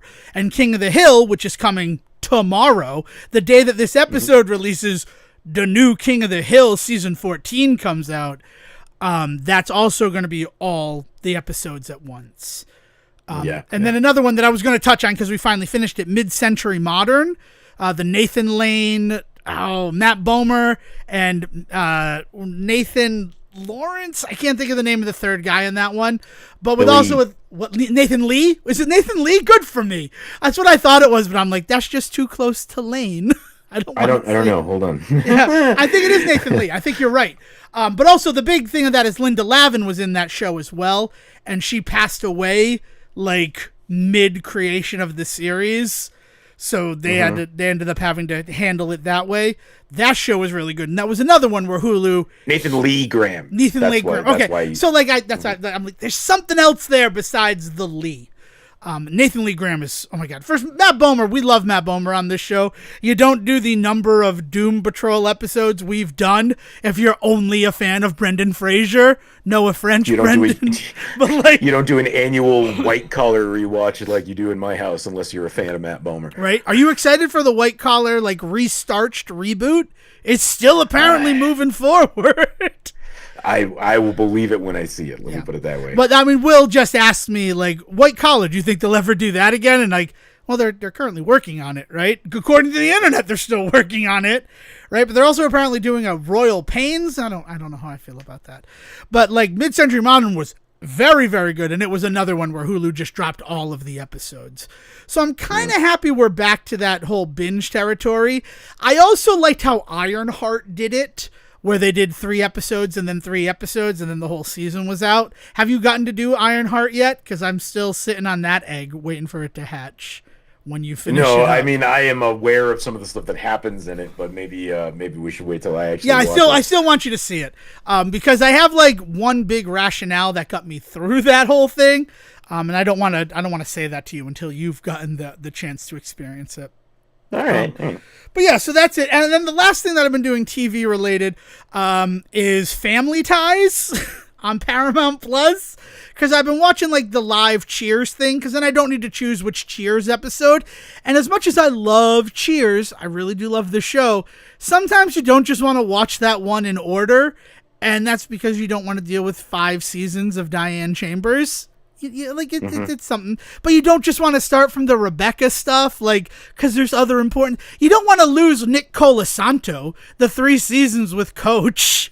But, like, you gotta put up with Diane. So, like, them just, like, programming it like syndication on this weird Paramount Plus channel has been nice. But occasionally it turns into Family Ties. And I had 0 experience with Family Ties. And only 3 seasons are available on Paramount Plus of this 7-season show. Which I don't know what that is. Because by all accounts, CBS was the production house behind that series for its entire run. So I don't know why the other 4 seasons are not available. Well, probably all of the controversial politics, I would have to say. Yeah, right? I mean, Alex P. Keaton, as much as I see a lot of Devin Decker in that character, he's kind of Republican Ferris Bueller. And that's not that much fun to watch. Plus, he's an entitled little shit. Like, I'm supposed to feel bad for him in these episodes, and I'm like, I just don't. Like, sorry, well, what's you were really an interesting asshole. is, like, it. Yeah, I have never been able to quite pin down what the vibe was supposed to be of that show. Is he supposed to be a sympathetic Republican, or is he supposed to show me how stupid Republicans are? So, I mean, the vibe of that show, what I have always viewed Family Ties as is, if your parents are fucking hippies, the only way to rebel is to become a Republican. Right? Yeah, if your parents are like, right? oh, we caught you smoking weed, man. Like, we didn't realize you had started doing that. We can smoke together, right? Like, all the rebellious things of youth, especially in the 80s, like, the parents who grew up in the 60s, they were doing those things. So, like, if you wanted to stretch out, it'd be like, oh, we're fine you finding pot, but dear God, you're reading, like, a GOP newsletter? Where did we go wrong? Like, I think it's this interesting little subversion of that whole, like, idea. Right. That's the bit of the show. It is fully television. But like, there's but no in that reality. Regard, yeah. Right, but in that regard, am I supposed to sympathize with the fact that he has these views, or am I supposed to recognize that he's just being an idiot teenager? Because that's what I've never been able to figure that out with that show. Well, what I don't understand is where he got it from, because I always thought that, like, he was similar to that, like, because he has the 2 younger siblings of Mallory and Jennifer, and then eventually a younger brother comes along in the picture halfway through season 3, and then I don't know what's going to happen. I'm not done with it yet. I'm about halfway through season 3 myself. I just watched the episode where Gina Davis guest stars. She's hired to be a housekeeper and nanny, and she doesn't know how to do any housekeeping, and, like, all the kids are grown, so, like, until the baby comes, so she doesn't really have any responsibilities. Some good stuff in it. It's season 3, episode 12, Help Wanted, because that's just in my head for fun. But I always thought that, like, by all accounts, he was like a normal kid, but then when he became a teenager, he became a Republican in an act of rebellion. But now, having watched through 2.5 seasons of the series, it seems like from birth, he was always conservative. Like, he's just always been like a little stick in the mud. Yeah. So, like, it's not like it was a choice, and it's not like it's this thing you're doing as a teenager to, like, kind of rebel against your parents, and then when you get older, you'll mellow out. He reminds me of JM from college. I think you only had 1 year with JM, as opposed to the 2 and brief stint as my roommate that I went through with him. He's a good guy, but, like, very Alexander P. Keaton coded in the fact that I am a Republican. A very proud one, if I remember correctly. Yes, very proud. He was a proud boy. Not a proud boy. He was proud, and he was a boy.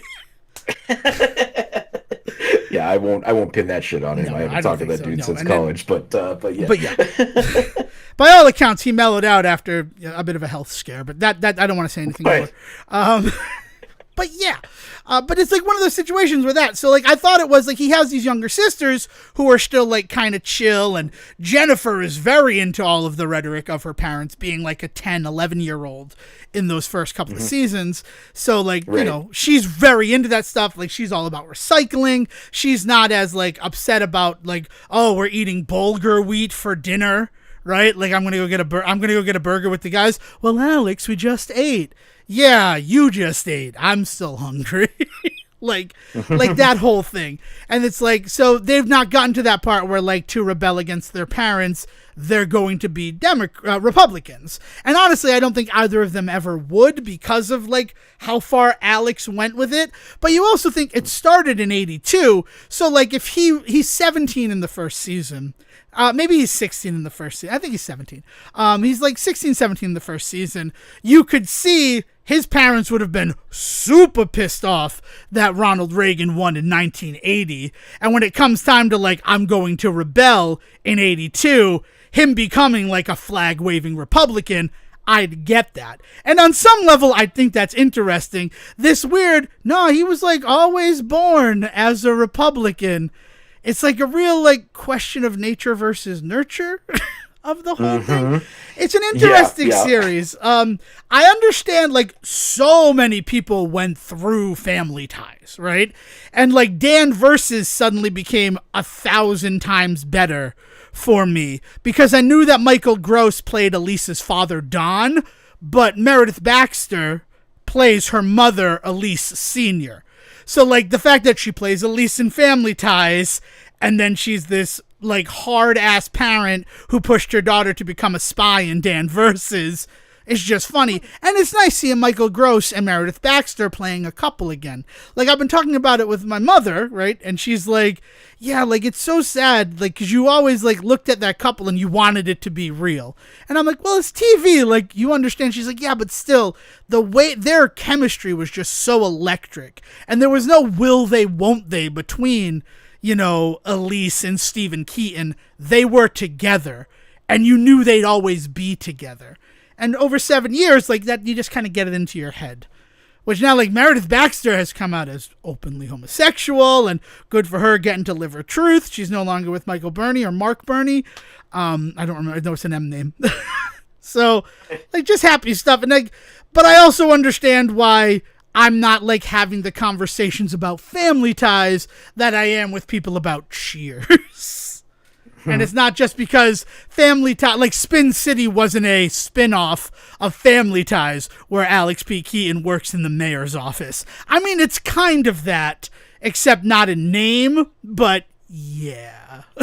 He's pretty Democratic in that show, though. Am I wrong about that? Yeah, so, I mean, yeah, he's definitely a Democrat in Spin City, but he's very Alex P. Keaton coded in the fact that he's very intelligent, he's hyper-confident. Like, he's, like, the way that he carries himself. He's Michael J. Fox, let's be honest. Exactly. I love Michael J. Fox, will always love Michael J. Fox, but he rode the Alex P. Keaton character for a long time in his career. Oh, yeah, definitely. I mean, even down to, we got to do the American President episode of the show. I just keep bringing it up too often. But his character in The American President is very much, what if Alexander P. Keaton stayed on his trajectory and became a political person in Washington, right? If I remember correctly, he's in Mars Attacks, right? Isn't he basically playing, like, a kind of a spoofy character on himself in those movies? Well, that's the other thing. Not Michael J. Fox himself, but of, like, that archetype that we're talking about. Yes, you are correct, sir. I mean, that's the other thing watching Family Ties is the fact that so much of his career post Family Ties are references to things from Family Ties, which is just weird. But, like, because there's that episode where, like, it's like a Christmas Carol and he sees the future of himself, and he's just playing, like, old Marty McFly from Back to the Future Part 2. Like, I'm like, oh, okay, that's it. And then there's the episode where he turns 18 and they're all going to drive from Ohio down to West Virginia because the drinking age is 18 in West Virginia still. And one of the buddies who goes with him on that is played by Crispin Glover, which is like, oh, that's going to be your dad in next year. Yeah, it's been a real hoot to watch it. And I wonder if we were, like, closer to Ohio, like, our proximity to Boston and thus Cheers being something, like, in our zeitgeist pretty much our entire lives. I wonder if that same thing would happen if we were in Ohio. So we'd, like, get the references and stuff. Yeah. who knows? I mean, Family Ties was never Cheers in terms of popularity, but few things were. Let's be honest. MASH, Seinfeld, good times. So that's it. And I guess the last thing TV-wise I want to make sure I address is Good Cop, Bad Cop. I don't know if it's been renewed for a second season, but the first season has just dropped on Amazon Prime Video, and that show's incredible. Like, you probably haven't watched it because CW shows nobody really watches. It is worth your time, Good Cop, Bad Cop. Even if you just watch the first episode, you'll get sucked in. That one don't take 4 episodes to pull you in. I like these shows that just come out of the womb like as a fully formed idea. Yeah. It's kind of nice. Oh, man. But that's it. Anything TV that you've done? I mean, like, you traveled, so I don't know what you did with your time. My travel plans got canceled, unfortunately, so I only had TV and video games and movies to keep me going.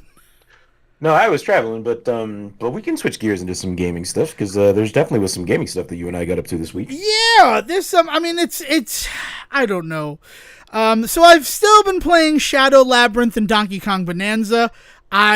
Cool. Shadow Labyrinth keeps telling me I'm near the end, but it does not feel that way. Like I've maxed out upgrading my sword. So that always kind of feels like you're close to the end of this video game when there's no more upgrades.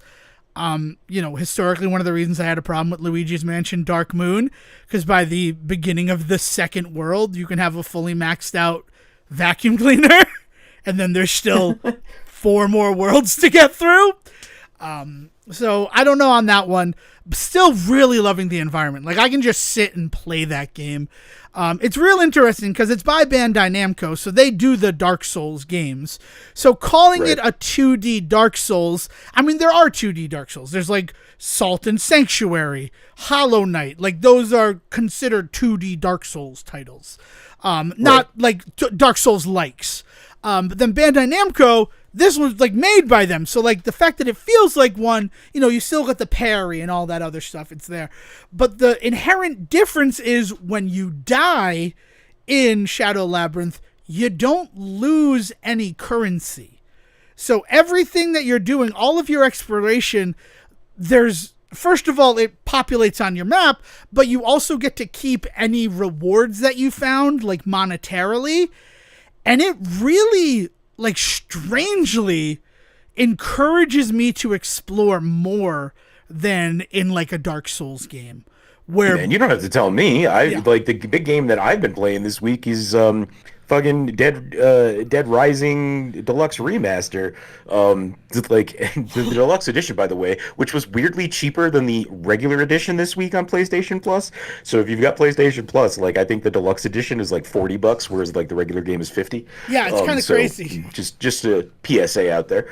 But like the whole way that I play that game is like, well, if I die, I just get to keep all of my progress. So like, I'm gonna spend this run like trying some shit, and like it really is like this idea of like you explore the world more, you try things, you think of like little experiments that you're gonna just do on this run, and hey, if it doesn't work out, that's okay because you keep that shit.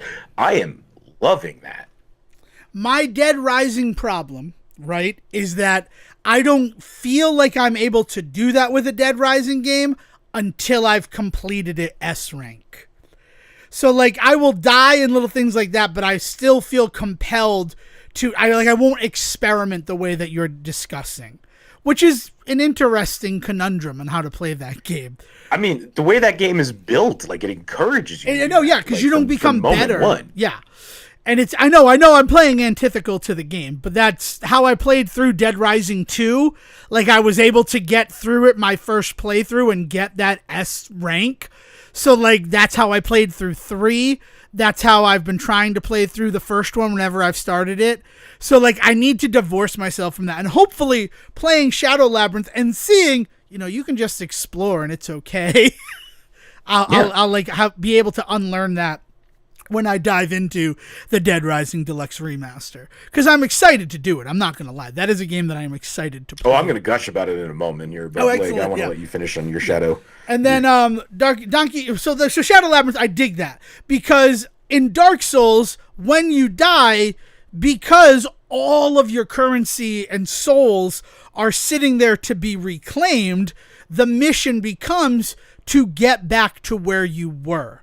Whereas in Shadow Labyrinth, I held on to all that money, so I'm dead. I'm now back in the thing. I can enhance my character, and I can try to go down that path again, armed with knowledge and like a stronger weapon, or I can take that left turn that I found like 3 rooms in and see what's going on down that path. Like I'm not forced to go reclaim my lost souls. And weirdly, that is super freeing. But it still makes death feel a little bit like a punishment, because knowing that like I have been walking through corridors for a solid 30 minutes and I have not found a save point. If I die, I like at least have this on my map and I can navigate back.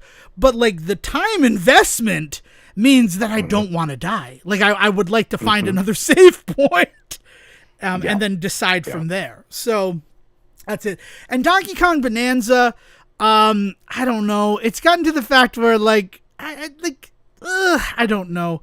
I got the 4th Bonanza, which is was not shown off in any of the like pre-trailers. I don't know what's happening now with it. And it was one of those like, oh, okay, so like this is a thing now, and am I not loving this game as much as I once did? Like, it's gotten to that point where, and it much earlier than something like Mario Odyssey, where I kind of just want to finish the game. And then once I have everything, it'll be a decision as to whether or not I try to clean everything up or not. Like, now that I have all the moves. Because, like, somebody alluded to the power I got from the 4th Bonanza being required to get a banana, like, 4 sub-layers ago, and I'm like, oh, that kind of sucks, right? Like, how much is the game is built in, you can't get all the bananas the first time through, you need the wing cap to get this one. I know I mixed my metaphors there, but still. I still want to finish it. In fact, the fact that the any percent speed run yesterday, the world record set yesterday, is 1 hour and 21 minutes, like, that's crazy to me. I like that. I hope that Nintendo doesn't fix any of the quote-unquote glitches that allow that to happen. And by all accounts, they're aware of it. Like, it was the Odyssey team who worked on Bonanza. So, like, if you skip one of the bosses, when you go back to that realm, there's an NPC who talks about what happened when you didn't show up and why... like, it's now open to just take that path, and the reward bananas from that fight are there to claim. Which I think, like, that means that they were planning for speedrunners to, like, break their game. Yeah. And maybe. I appreciate that. I appreciate it's an interesting idea for Nintendo, for sure. Yeah.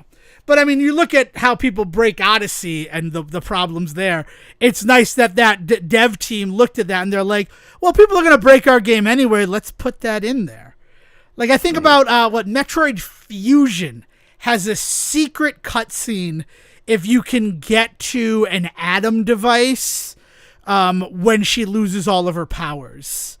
Like, there's a path you're supposed to go down to reclaim all the powers that Samus loses. And if you're able to, using all of the movement tech that you can develop in that game, you can go a different path and get back to like one of the computer rooms where you communicate with your commanding officer, and he's able to restore all your powers, and it's a whole like hidden cutscene that is rewarding the player for that. I like that. I like when they understand that, like, we've kind of given them the tools to avoid what we're telling them to do. Let's reward them if they do. So that's it. So I've been doing those. But then the last one I did is Ninja Gaiden Ragebound. That was the new one. But I'm going to let you gush over Dead Rising Deluxe Remaster before I talk about Ninja Gaiden Ragebound, because it weirdly feeds into some of the things I asked you to do for the episode. Yeah, I ended up playing more Dead Rising. I got to be honest. That's completely understandable. That's fine. Yeah. But so Dead Rising Deluxe Remaster came out probably about a month ago at this point. It is Dead Rising, the original game, thrown into the RE engine. really, really good looking because of that.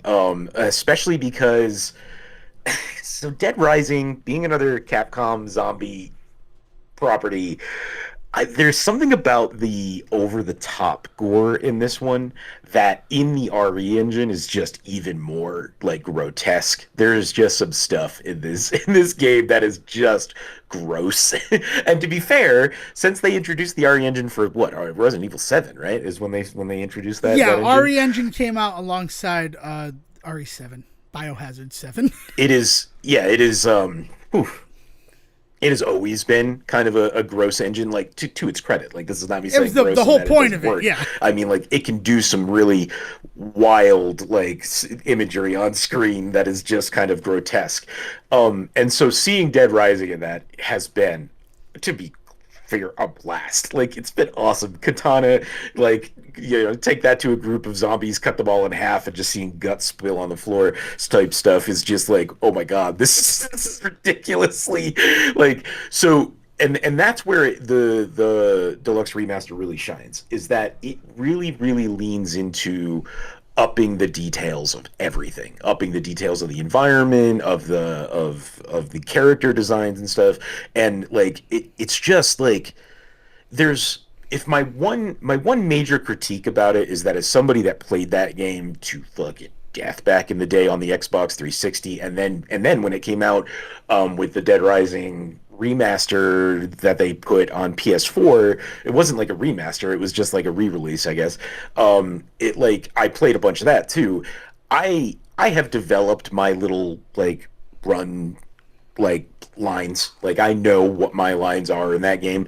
I know where I want to find my first katana, my first submachine gun. I know how to pick up a good couple of like weapons along the way. I know where, I know when to go to the gun store and how to take that guy out so that I can get my hands on a sniper rifle. And so like I have my way that I play that game, and I have my ways in which I break that game, and it's really fun.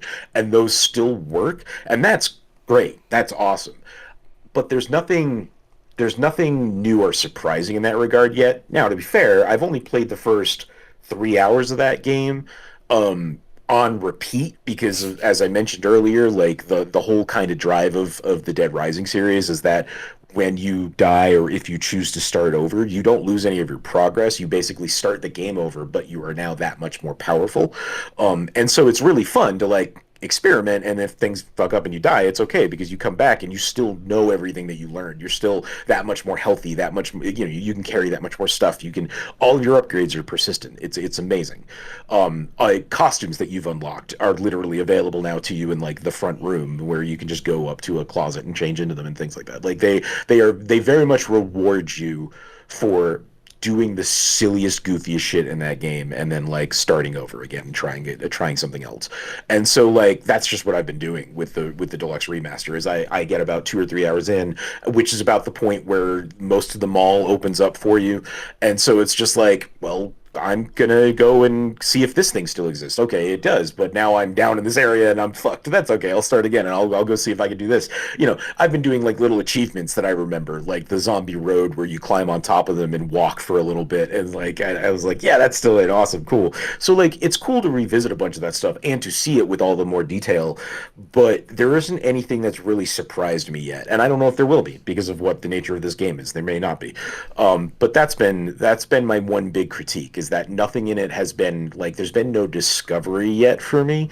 And that would be great, is if I run into something that just blows me away as something that wasn't in like the original, or couldn't be. Like the closest has been in some of the detailing, because they can now do this, like Paradise Plaza, the opening like plaza of the mall that you can be in, and there's a bunch of zombies around, there's a toy store, there's a bookshop, there's a clothing store, so you can really kind of experience like a mini version of what the game is largely in this one little section. And they encourage you to like go around and learn things from this area. That area now has this weird layer of detailing to it with all of this like sea creature stuff around, which is really interesting. And like none of it like ruins the game or changes the game in any way. It's just wild that like you look up at the ceiling and there's now like squids everywhere, which was never in the original. I mean, that's cool. I like that. Especially, like, sea creatures have, like, become this weird thing of the world. So seeing the game upgrade that way, like, I don't know how many bowling alleys I've been to that are, like, under the sea themed. So I kind of get that. Like... Yeah, it's and like there's details like that everywhere. Like now there's little areas that you can kind of just see, and you can't interact with anything like that. But just little areas where you see like sleeping bags with like supplies piled around them and stuff. So you get the impression that people have been like, like trying to survive in this world, and that is hyper dark. I'm so sorry. The other big thing is the day and night cycle, right? Which has always been really important to the Dead Rising series, because at night zombies are more dangerous. Their eyes glow red. There's there's all sorts of stuff about like the day and night cycle that you need to keep in mind in these games. And their time in general in these games is a huge factor, because you need to be in certain places at certain moments for things to pop. But the ways in which now the day and night cycle will dictate like what lights are on and how well you can see in certain areas is like really important, because I couldn't believe how fucking dark it got when at like midnight, not only was it dark, but then also lights started to turn off on me, and I was like, fuck, I can't see shit in this hallway, which is not anything I remember from the original game. Yeah, it is a deluxe remaster in every sense of the word. They have really gone full in it. Also, you up for another Say Report pop quiz, Sejin? Sure, yeah. What do you think RE Engine stands for? Is it not Resident Evil Engine? Nope, it is Reach for the Moon Engine. The RE is the R and E from Reach. Because I knew that it wasn't like, I saw RE Engine and I always thought, oh, Resident Evil Engine, and that kind of made sense to me, especially since the first game that it came out with was Resident Evil 7 Biohazard. Like, oh, I like that. But then if you look at the actual logo of the RE Engine, it is a hand reaching out for a moon. Yeah, I just always assumed it was like a zombie. Like a zombie hand reaching out for you, right? So yeah, apparently it's Reach for the Moon Engine, and in 2023, they unveiled codename Rex, which is RE Next Engine. Nice. I do love how Capcom names things, right? Let's just be honest about it. And to go back to, if everything that Sejin said about Dead Rising Deluxe Remaster got you excited about it, and I know that it did for me, I'm just going to admit that. I'm a little mad at you, Sejin. I love you. Little mad at you. If you are a PlayStation player, it is available for $39.59 through August 14th. So that's just the thing to note, right? Like that's, and you get pretty much every DLC pack except for the Dead Rising themed ones. Yeah, which is wild. The only ones you don't get, but like that's the thing is like, and when we say DLC pack, it's all costume packy shit. Right. It's not story stuff or anything. So like, I normally wouldn't have ever cared about that, except for the fact that is $10 less than the actual price of the normal game. Right. So for $10 less, you then also get a whole bunch of other like Resident Evil costumes and Street Fighter costumes.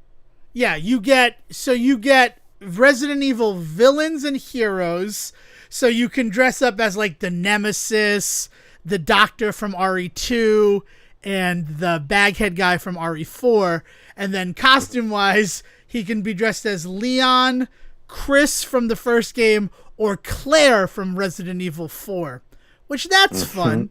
And then all of the Willamette psychopaths, it looks like, is one of the costumes. Capcom like fighting games, so like you have a Ken costume, but you also have the samurai from Final Fight, and then like a fishman and somebody from the Armored game. I can't remember the full name of that Armored like core game. There's a Mega Man pack too, right? There's Mega Man one, yeah, which is Mega Man Battle like X coded. You can be like the human or the Mega Man Battle X avatar, or also Tron Bon. Like, honestly, and each of those costume packs is like $5. So you're getting $25 worth of costume packs and the game is $10 less than it would be if you just buy the game. They also weirdly come with like background music that can also play. Like if you're running around as like a licker, because there's like a licker costume from Resident Evil, like you can also have them the background music from Resident Evil playing at the same time. So basically, if you're like Nemesis or a licker or the baghead guy, and you're just going around taking out zombies, it almost feels like a completely different game. Oh, it's a licker. Because of Frank's hair, I thought it was the guy that you deal with, Sherry's father from Resident Evil 2. No, it's a licker. No. Yeah. With like full on tongue extended. Oh yeah, licker. I see. Like, it's crazy. Yeah, I thought the tongue was like the weird shoulder where his eye shows up, based on the photo that I'm looking at. Oh, that makes more sense. Like I like that. I like liquor. I also like saying liquor. So yeah, damn it, Siegen. I've like kind of been on the fence about it, but that price is right. I'll be honest, I was kind of too, but then when I saw the price and like I have played 12 hours of that game after buying it 2 days ago, so I feel like I'm going to get my money's worth out of it. Yeah, you bring up a really good point with that. And the fact is, the way that you have like your lines and stuff for Dead Rising, I have that for Dead Rising 2. Because when Dead Rising 2 came out, I was working on the ship. I ended up paying $80 for it to buy it from the Kmart in St. Thomas. Totally worth it. I have no regrets about that. And nice. Playing it to the fact that like my roommate had an intervention with me that like, you're losing your humanity. Like you played the game too much. And I get it. I've played it and I saw how I was losing my humanity after like 4 hours. So like the fact that you've played like 48 hours of this game over the past week, you need to take a break, buddy. Yeah. So like that's a good one. So I am going to do it. And I think there's a demo. So I'll try the demo and see if that can like get me into a better headspace with it before I have until the 14th. Yeah. So that's a little bit of time. There's also I will say this. There was one thing that really got me in the beginning that is relatively new. I will correct myself and say that there was something new in the beginning. It just ended up being very inconsequential, but it was still cool that it was in there. So I don't want to spoil what that is, but I know I can hear it already. People being like, "Oh, what about this thing?" Okay, yeah, I understand.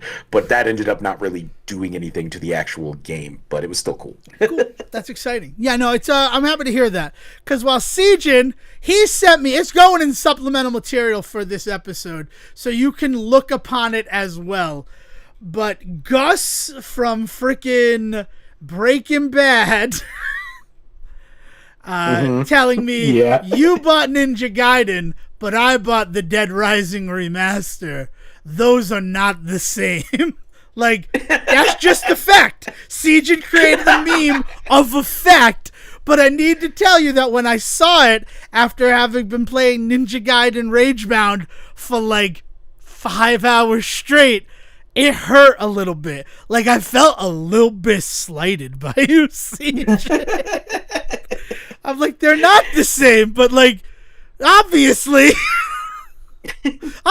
we bought different games. So I gotta get the price on Ninja Gaiden Ragebound because it's gonna weirdly. Because I had asked Siegen, we had it $29. I think it's $30, which I thought it was in the $30 range. But I got it cheap, right? Because it's one of those ones where on PlayStation it's on a deal right now, which is is it kind of nice? I dig that type of stuff.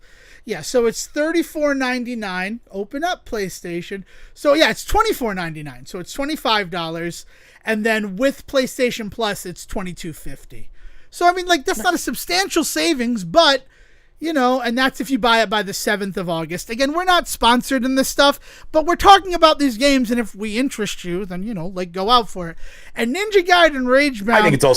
I think it's important for people to understand what we invested to know where our opinions are coming from in that regard. Yeah, right? Like, I took the day off to play Ninja Gaiden Ragebound. I would have been back from my trip on the 30th.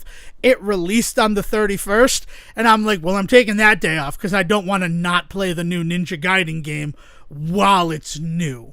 And I know, like, that's an insane sort of thing to think of, but it's the truth. And I got to tell you, it is the perfect $25 game. Now I know that I've been playing Ninja Gaiden games since I was like a baby. It's not really, I don't think it's a game that people associate with me in the same way that like Mega Man or Castlevania. I don't know, dude. You and I have had some Ninja Gaiden conversations on this show, not to mention off mic. Like when you told me that you took a day off for the new Ninja Gaiden, I was like, yeah, that makes sense. Okay, like, that tracks. I guess that's true. I mean, essentially, this is Ninjativity in July. It's a couple of days after July ended, but this game came out in July, so because we're eating good, us 90s fans of the ninja genre. Because in addition to Ninja Gaiden Ragebound coming out on the 31st, Sega dropped the demo for Shinobi Act of Vengeance. Is that what it's called? I know it's in our conversation. I sent it to the name to you. I want to make sure that I have it correct before we go forward. Art of Vengeance, not Act. Art of Vengeance. So in addition to playing Ninja Gaiden Ragebound, which was fantastic, and again, I have a lot of experience with it. So like, I finished both endings of the game like within 5 hours of playing the game, and that felt pretty good. Your mileage is going to vary with that, but there's also, if you're new to that style of game, a beautiful accessibility mode that like slows down the gameplay if it moves too fast for you. You can essentially make yourself invincible. You can make it so there's the whole rage-bound hypercharging of attacks thing. You only have it for so long before you use it, and you can increase the amount of time to the fact that you hold it infinitely, which is really fun, because I imagine eventually for speedruns there's going to be like 100% accessibility sort of like run where like you don't take damage, so like you can think about how like you can cut through areas if you're not afraid of like the platforming and things like that. Like, yeah, this is really interesting for a Ninja Gaiden game to do this though, because like these are, to me, they're known for these are the original get good games. Like yes. these are the original like I a part of the reason that I did not participate in the Shinobi of it all this weekend, like you asked, was because I am not good at ninja games, like bluntly. Like I like these kinds of games, and The Messenger was also really hard for me to like get into. Just to give you like a third example, that these kinds of games are not my forte, as it were. And so, but to hear that Ninja Gaiden gives you this kind of customization ability to like really kind of make it like it makes me want to try it, because I want to at least be able to then have that experience to hold on to whenever we talk about these games in the future, you know? Yeah. And I think I'm very excited to have that, because I want Dale to play this game, and she has actually competed in competitions where Ninja Gaiden was one of the titles, right? Both of the like Ultimate Gamer challenges that we've been a part of, that insane like get 20,000 points before you game over. Like, I mean, 200,000 points before you game over. Like, the way you have to do that, a full run of the game doesn't even get you to 200,000 points. Like, it gets you to 191,000. Like, so the way to do that is to find areas where you can grind up points. And then you're also dealing with, like, a timer. So it's not like I can sit here and just grind enemies. I need to grind enemies and leave myself enough time to get to the next screen. So, like, it was a very interesting thing. And she got good enough to get to 100,000 points. And that is not that difficult. If you get through the third level, you basically get up to that 100,000. I'm gonna throw it back at Dale right now and say, good fucking job. Oh, no, she gets all the credit in the world for that. She gets the credit for that. But I'm saying, like, normal playing of the game gets you to that 100,000. It is, like, from 4, 5, and 6 where, like, you basically need to clear 3 worlds in order to get 100,000 points. So to do that, and the game gets harder as you go on, obviously, Ninja Gaiden game. So, like, the idea of, like, but you'll just be, like, just shy of that 200,000, even if you clear everything in the game. Like, it was a real fuck you of a challenge. I know that's, like, I got a bit of a reaction for, like, from the people who ran that competition for my candid things, but some of the challenges are things that like this is not normal gameplay type stuff. Like, you need to like, I get an arbitrary challenge, but when you're like play the game inherently differently than the game is meant to be played, it always kind of makes me go, about it. But that's me. Well, unless that's the vibe of every challenge, right? If that's going to be the vibe of every challenge, then I'm on board. But like mixing it up like that feels like almost unfair. Yeah. Like get 1,000,000 points in like the racing game, and it's like for 9 points get 500,000 points. For 10 points get 1,000,000 points.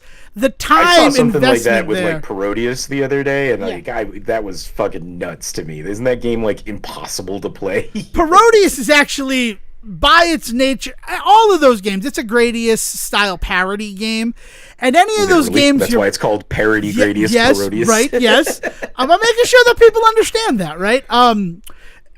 All of those games inherently, the longer you stay alive, the easier the game is.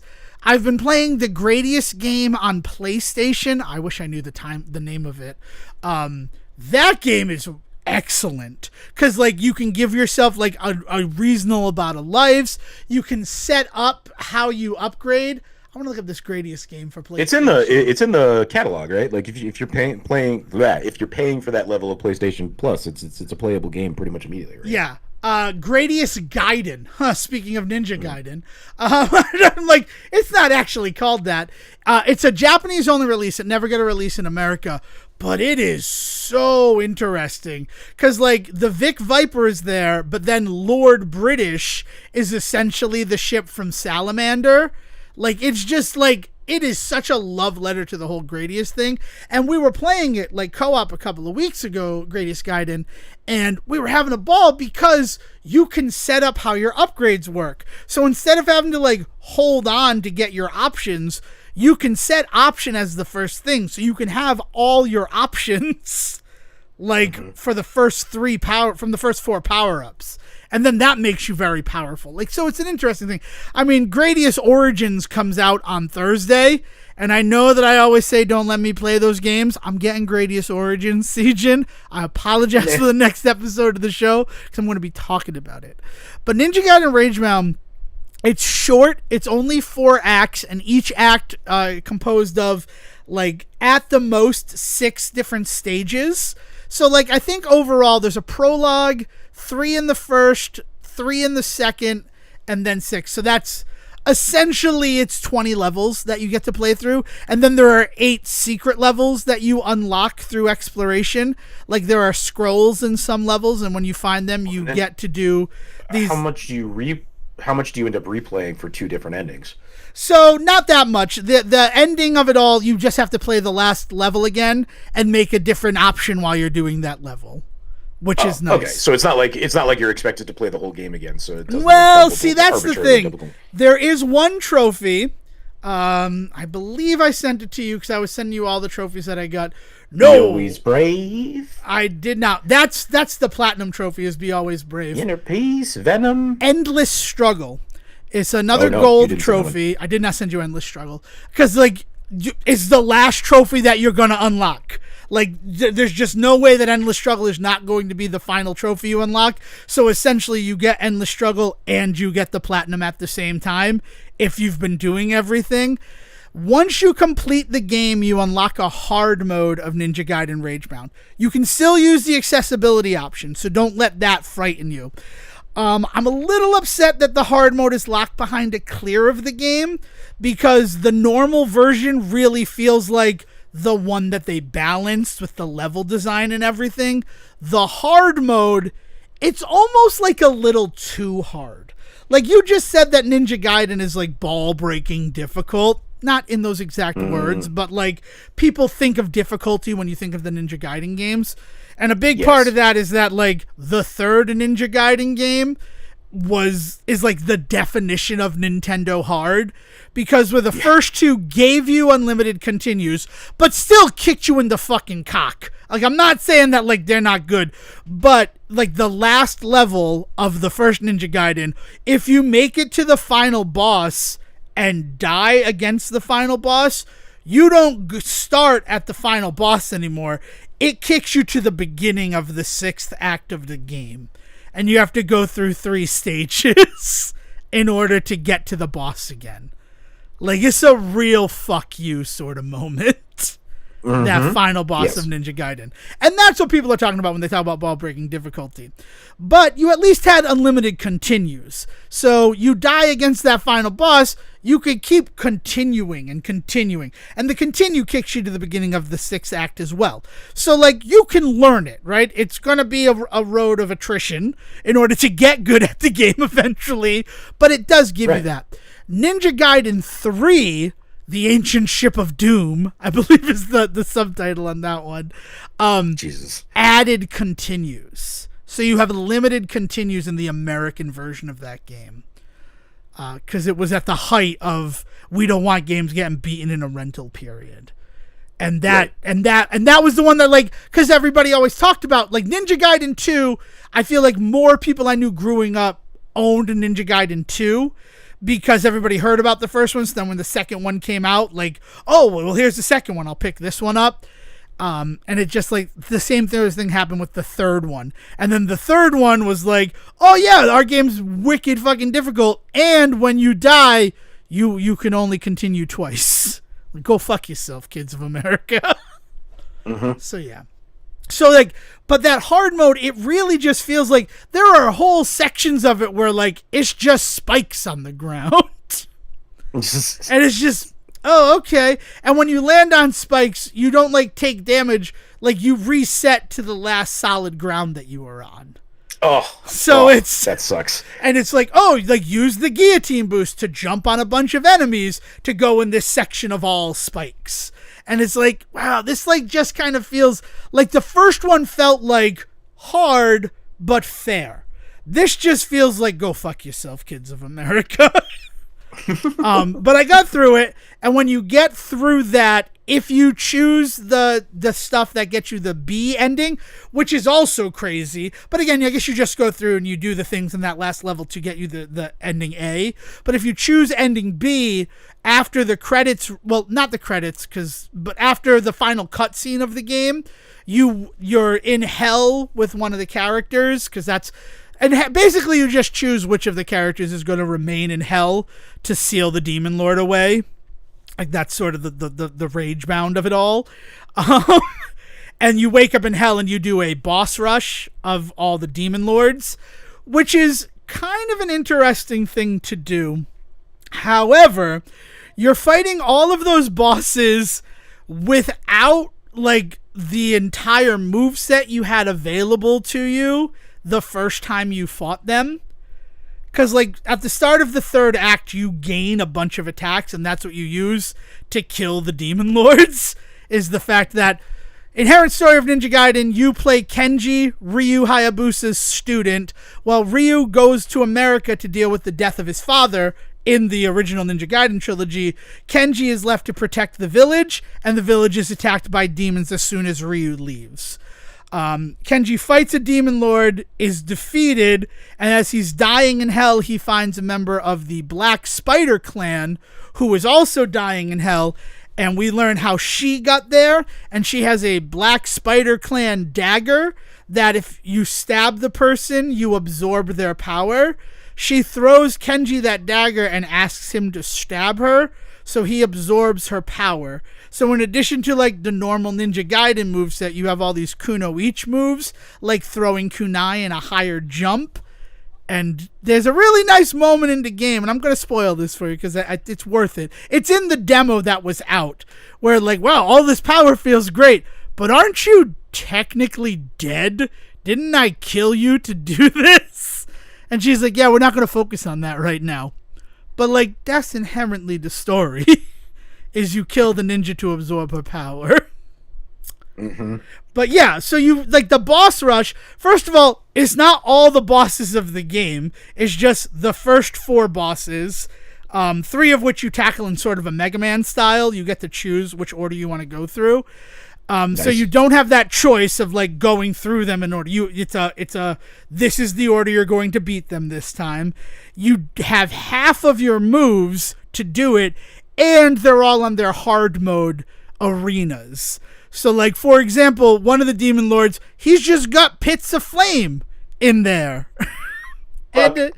And it's difficult, but I got through it. And then Endless Struggle, that's the name of the final level, because you're just going to be killing these demons for the rest of your days until you're freed from hell. So let's hope for Ninja Gaiden Ragebound 2, where you can get out of hell. And it's interesting, but it, like, the original game felt really good. The hard mode kind of felt like, ooh, I don't know if this was necessary. But also, had it been available from the beginning, I think I would have, like, been fine with that. It's weird having them compared and contrast in the way that you unlock things within the game, if that makes sense. That, like, to complete everything, you weirdly compare the original version and the hard version. And, you know... At least there's a reward for it. Like, I'm really tired of, like, Lollipop Chainsaw, once you beat it, you unlocked a hard mode, and there was no reward for completing it on that hard mode. And that felt a little weird. Where, like, you unlock a skin, and you unlock a secret level if you beat the hard mode.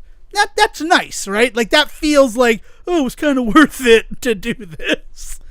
Mm-hmm. But yeah. But then also Shinobi Art of Vengeance. The difference there is that Ninja Gaiden Ragebound is very much a stage by stage sort of thing. Like, you go to a world map, you pick the stage you're going to go to. Art of Vengeance also has a world map, but it feels real Metroidvania. In the fact that at the end of the first level in the demo, you unlock the ability to open a bunch of doors that you saw while going through the first level. So in terms of having to redo that first level again. Yeah, so, which is great in a demo because all I have is that first level.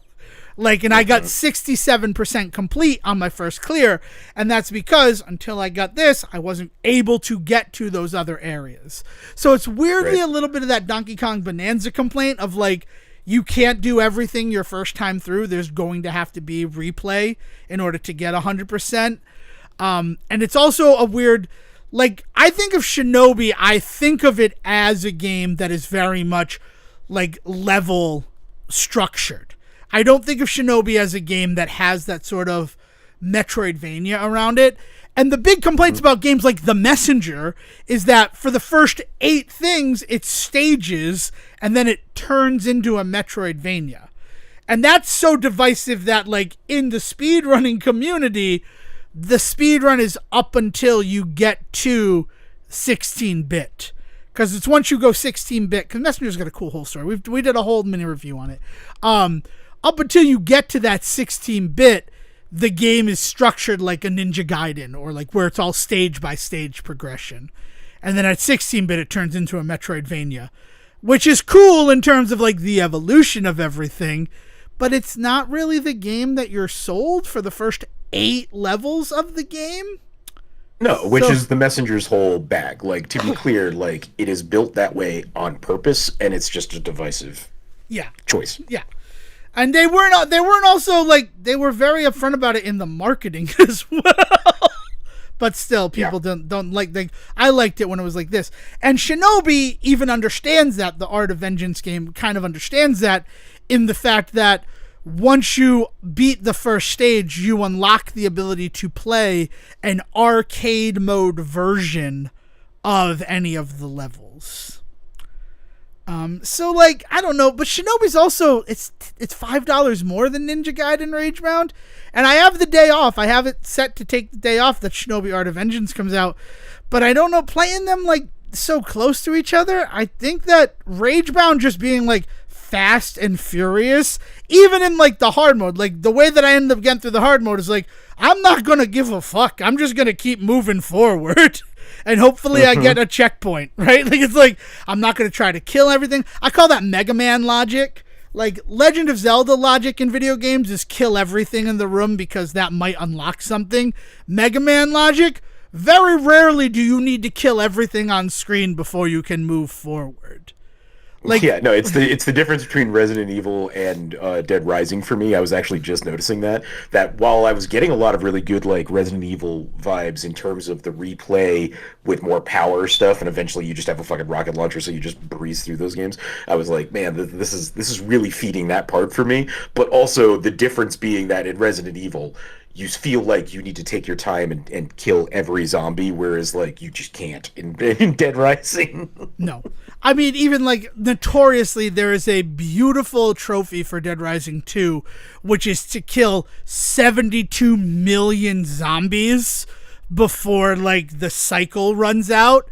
And even just killing zombies from the start of that game going forward, you have to like focus and do it a very special way.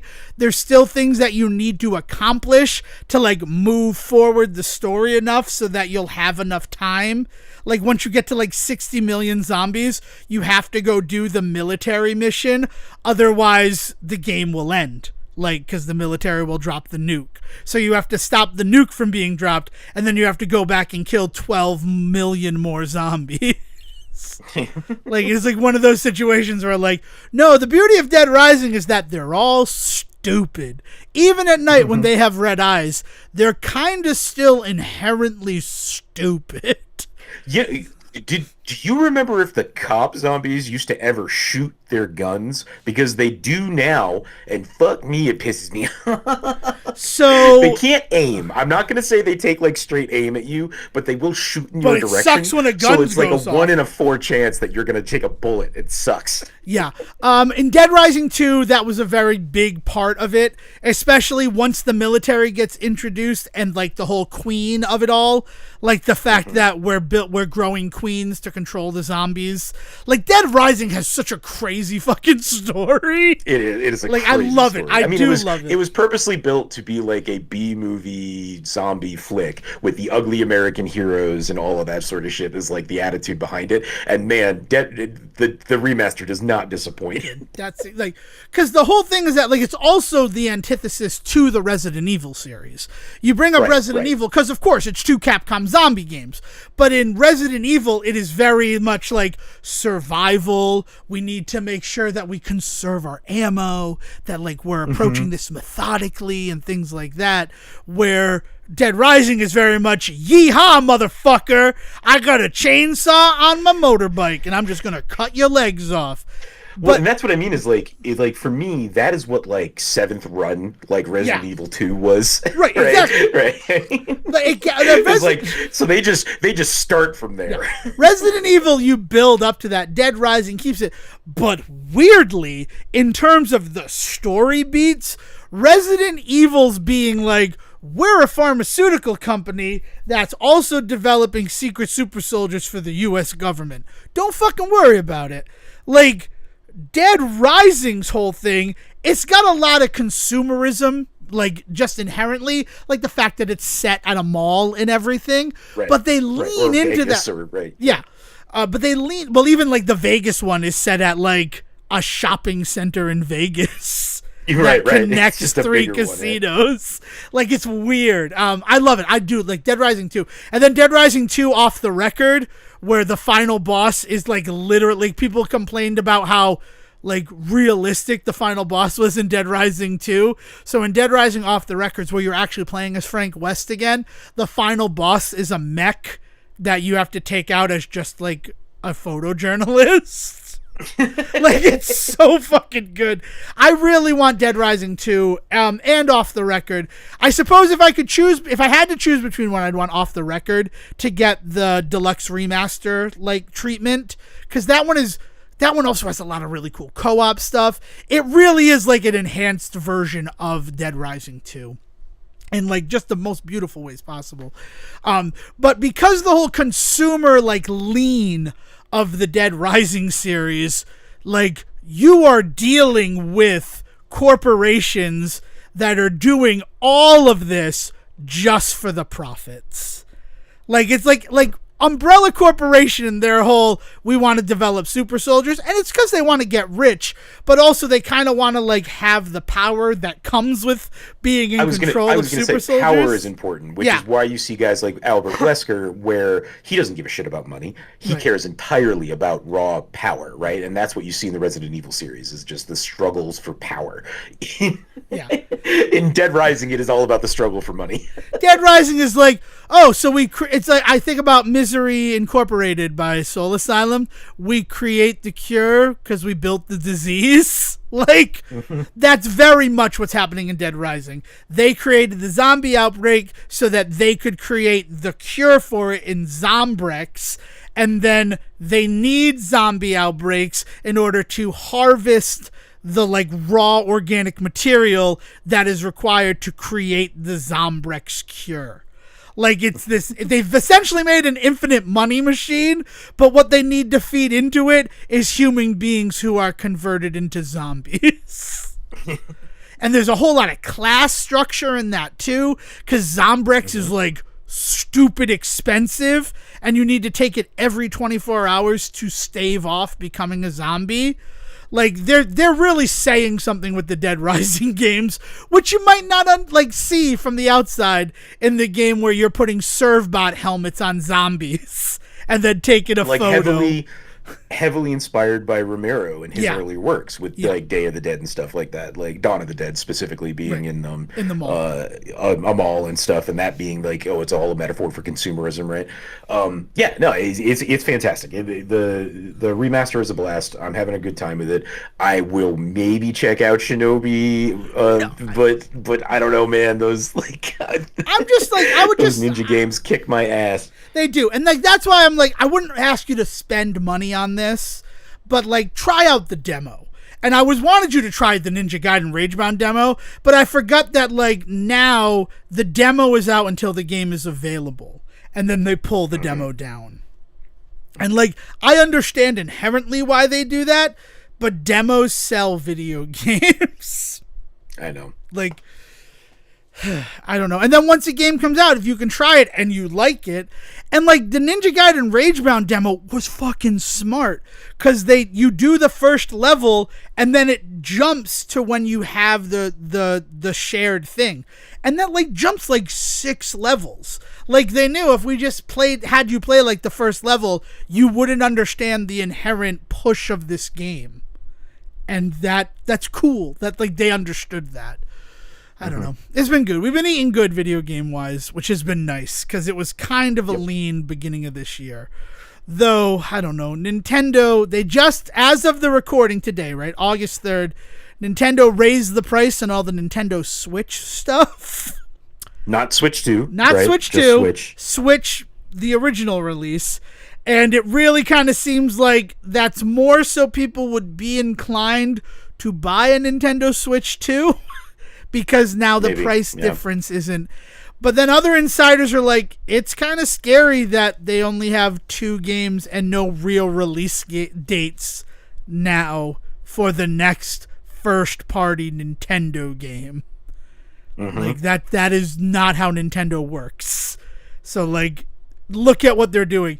And you know what? You say that not the Switch 2 stuff. Joy-Con 2s went up $5. So now it is $100 for a replacement set of Joy-Con 2s or an additional set of Joy-Con 2s. So there has been some price raising, but a lot of it has been centralized with just the Nintendo Switch ecosystem. And I don't know about you, but I have been able, like I went to a couple of stores across the week, and Switch 2s were available. Like their availability is increasing. That's the news, is that their availability is up now, right? Yeah. Right. And the announcement that they are going to do another pack-in with Pokemon ZA coming out in October. So I feel like that's still going to be the drive of this whole system, is $500 versions that save you $30 on the game you're probably buying the system for.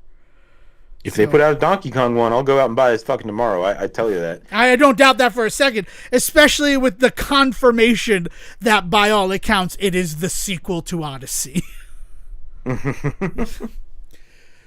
right. Anything else we want to make sure we talk about, Siege, before we send this one off? I think we covered a lot of the stuff that we missed while we were away. I can't think of anything right now. If anything comes up, though, we'll talk about it next week. I'm so happy we got to talk about Fantastic Four, even though it was I don't know. I think that it disservice being the third and final Marvel film of 2025.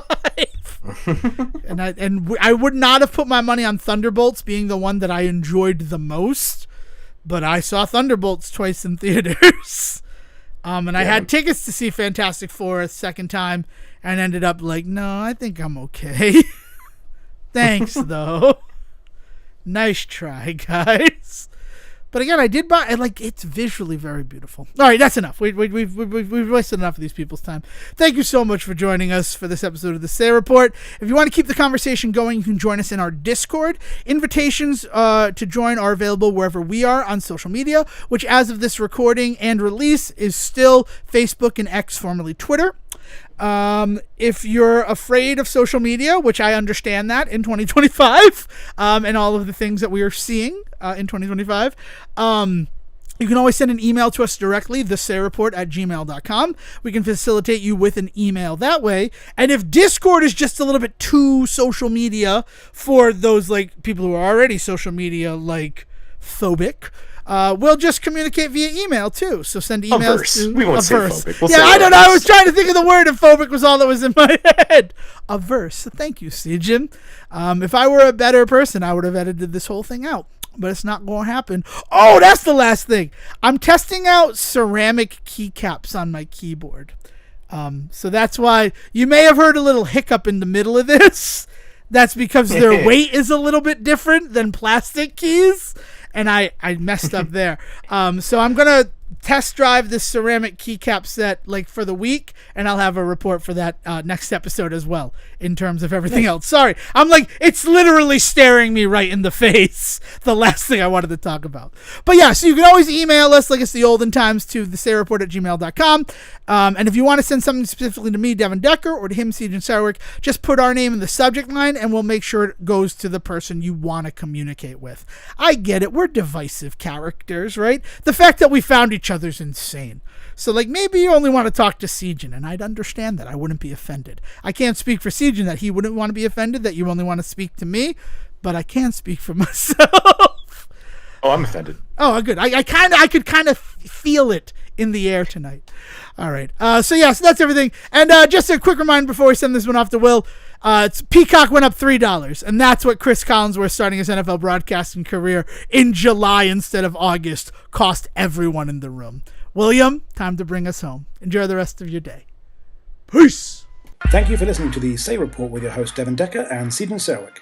Please follow the guys on Twitter and Facebook by searching for The Say Report, and you can always subscribe on your podcast channel so this is delivered straight to you and you can enjoy it every week. With apologies to your mother, we'll see you next time.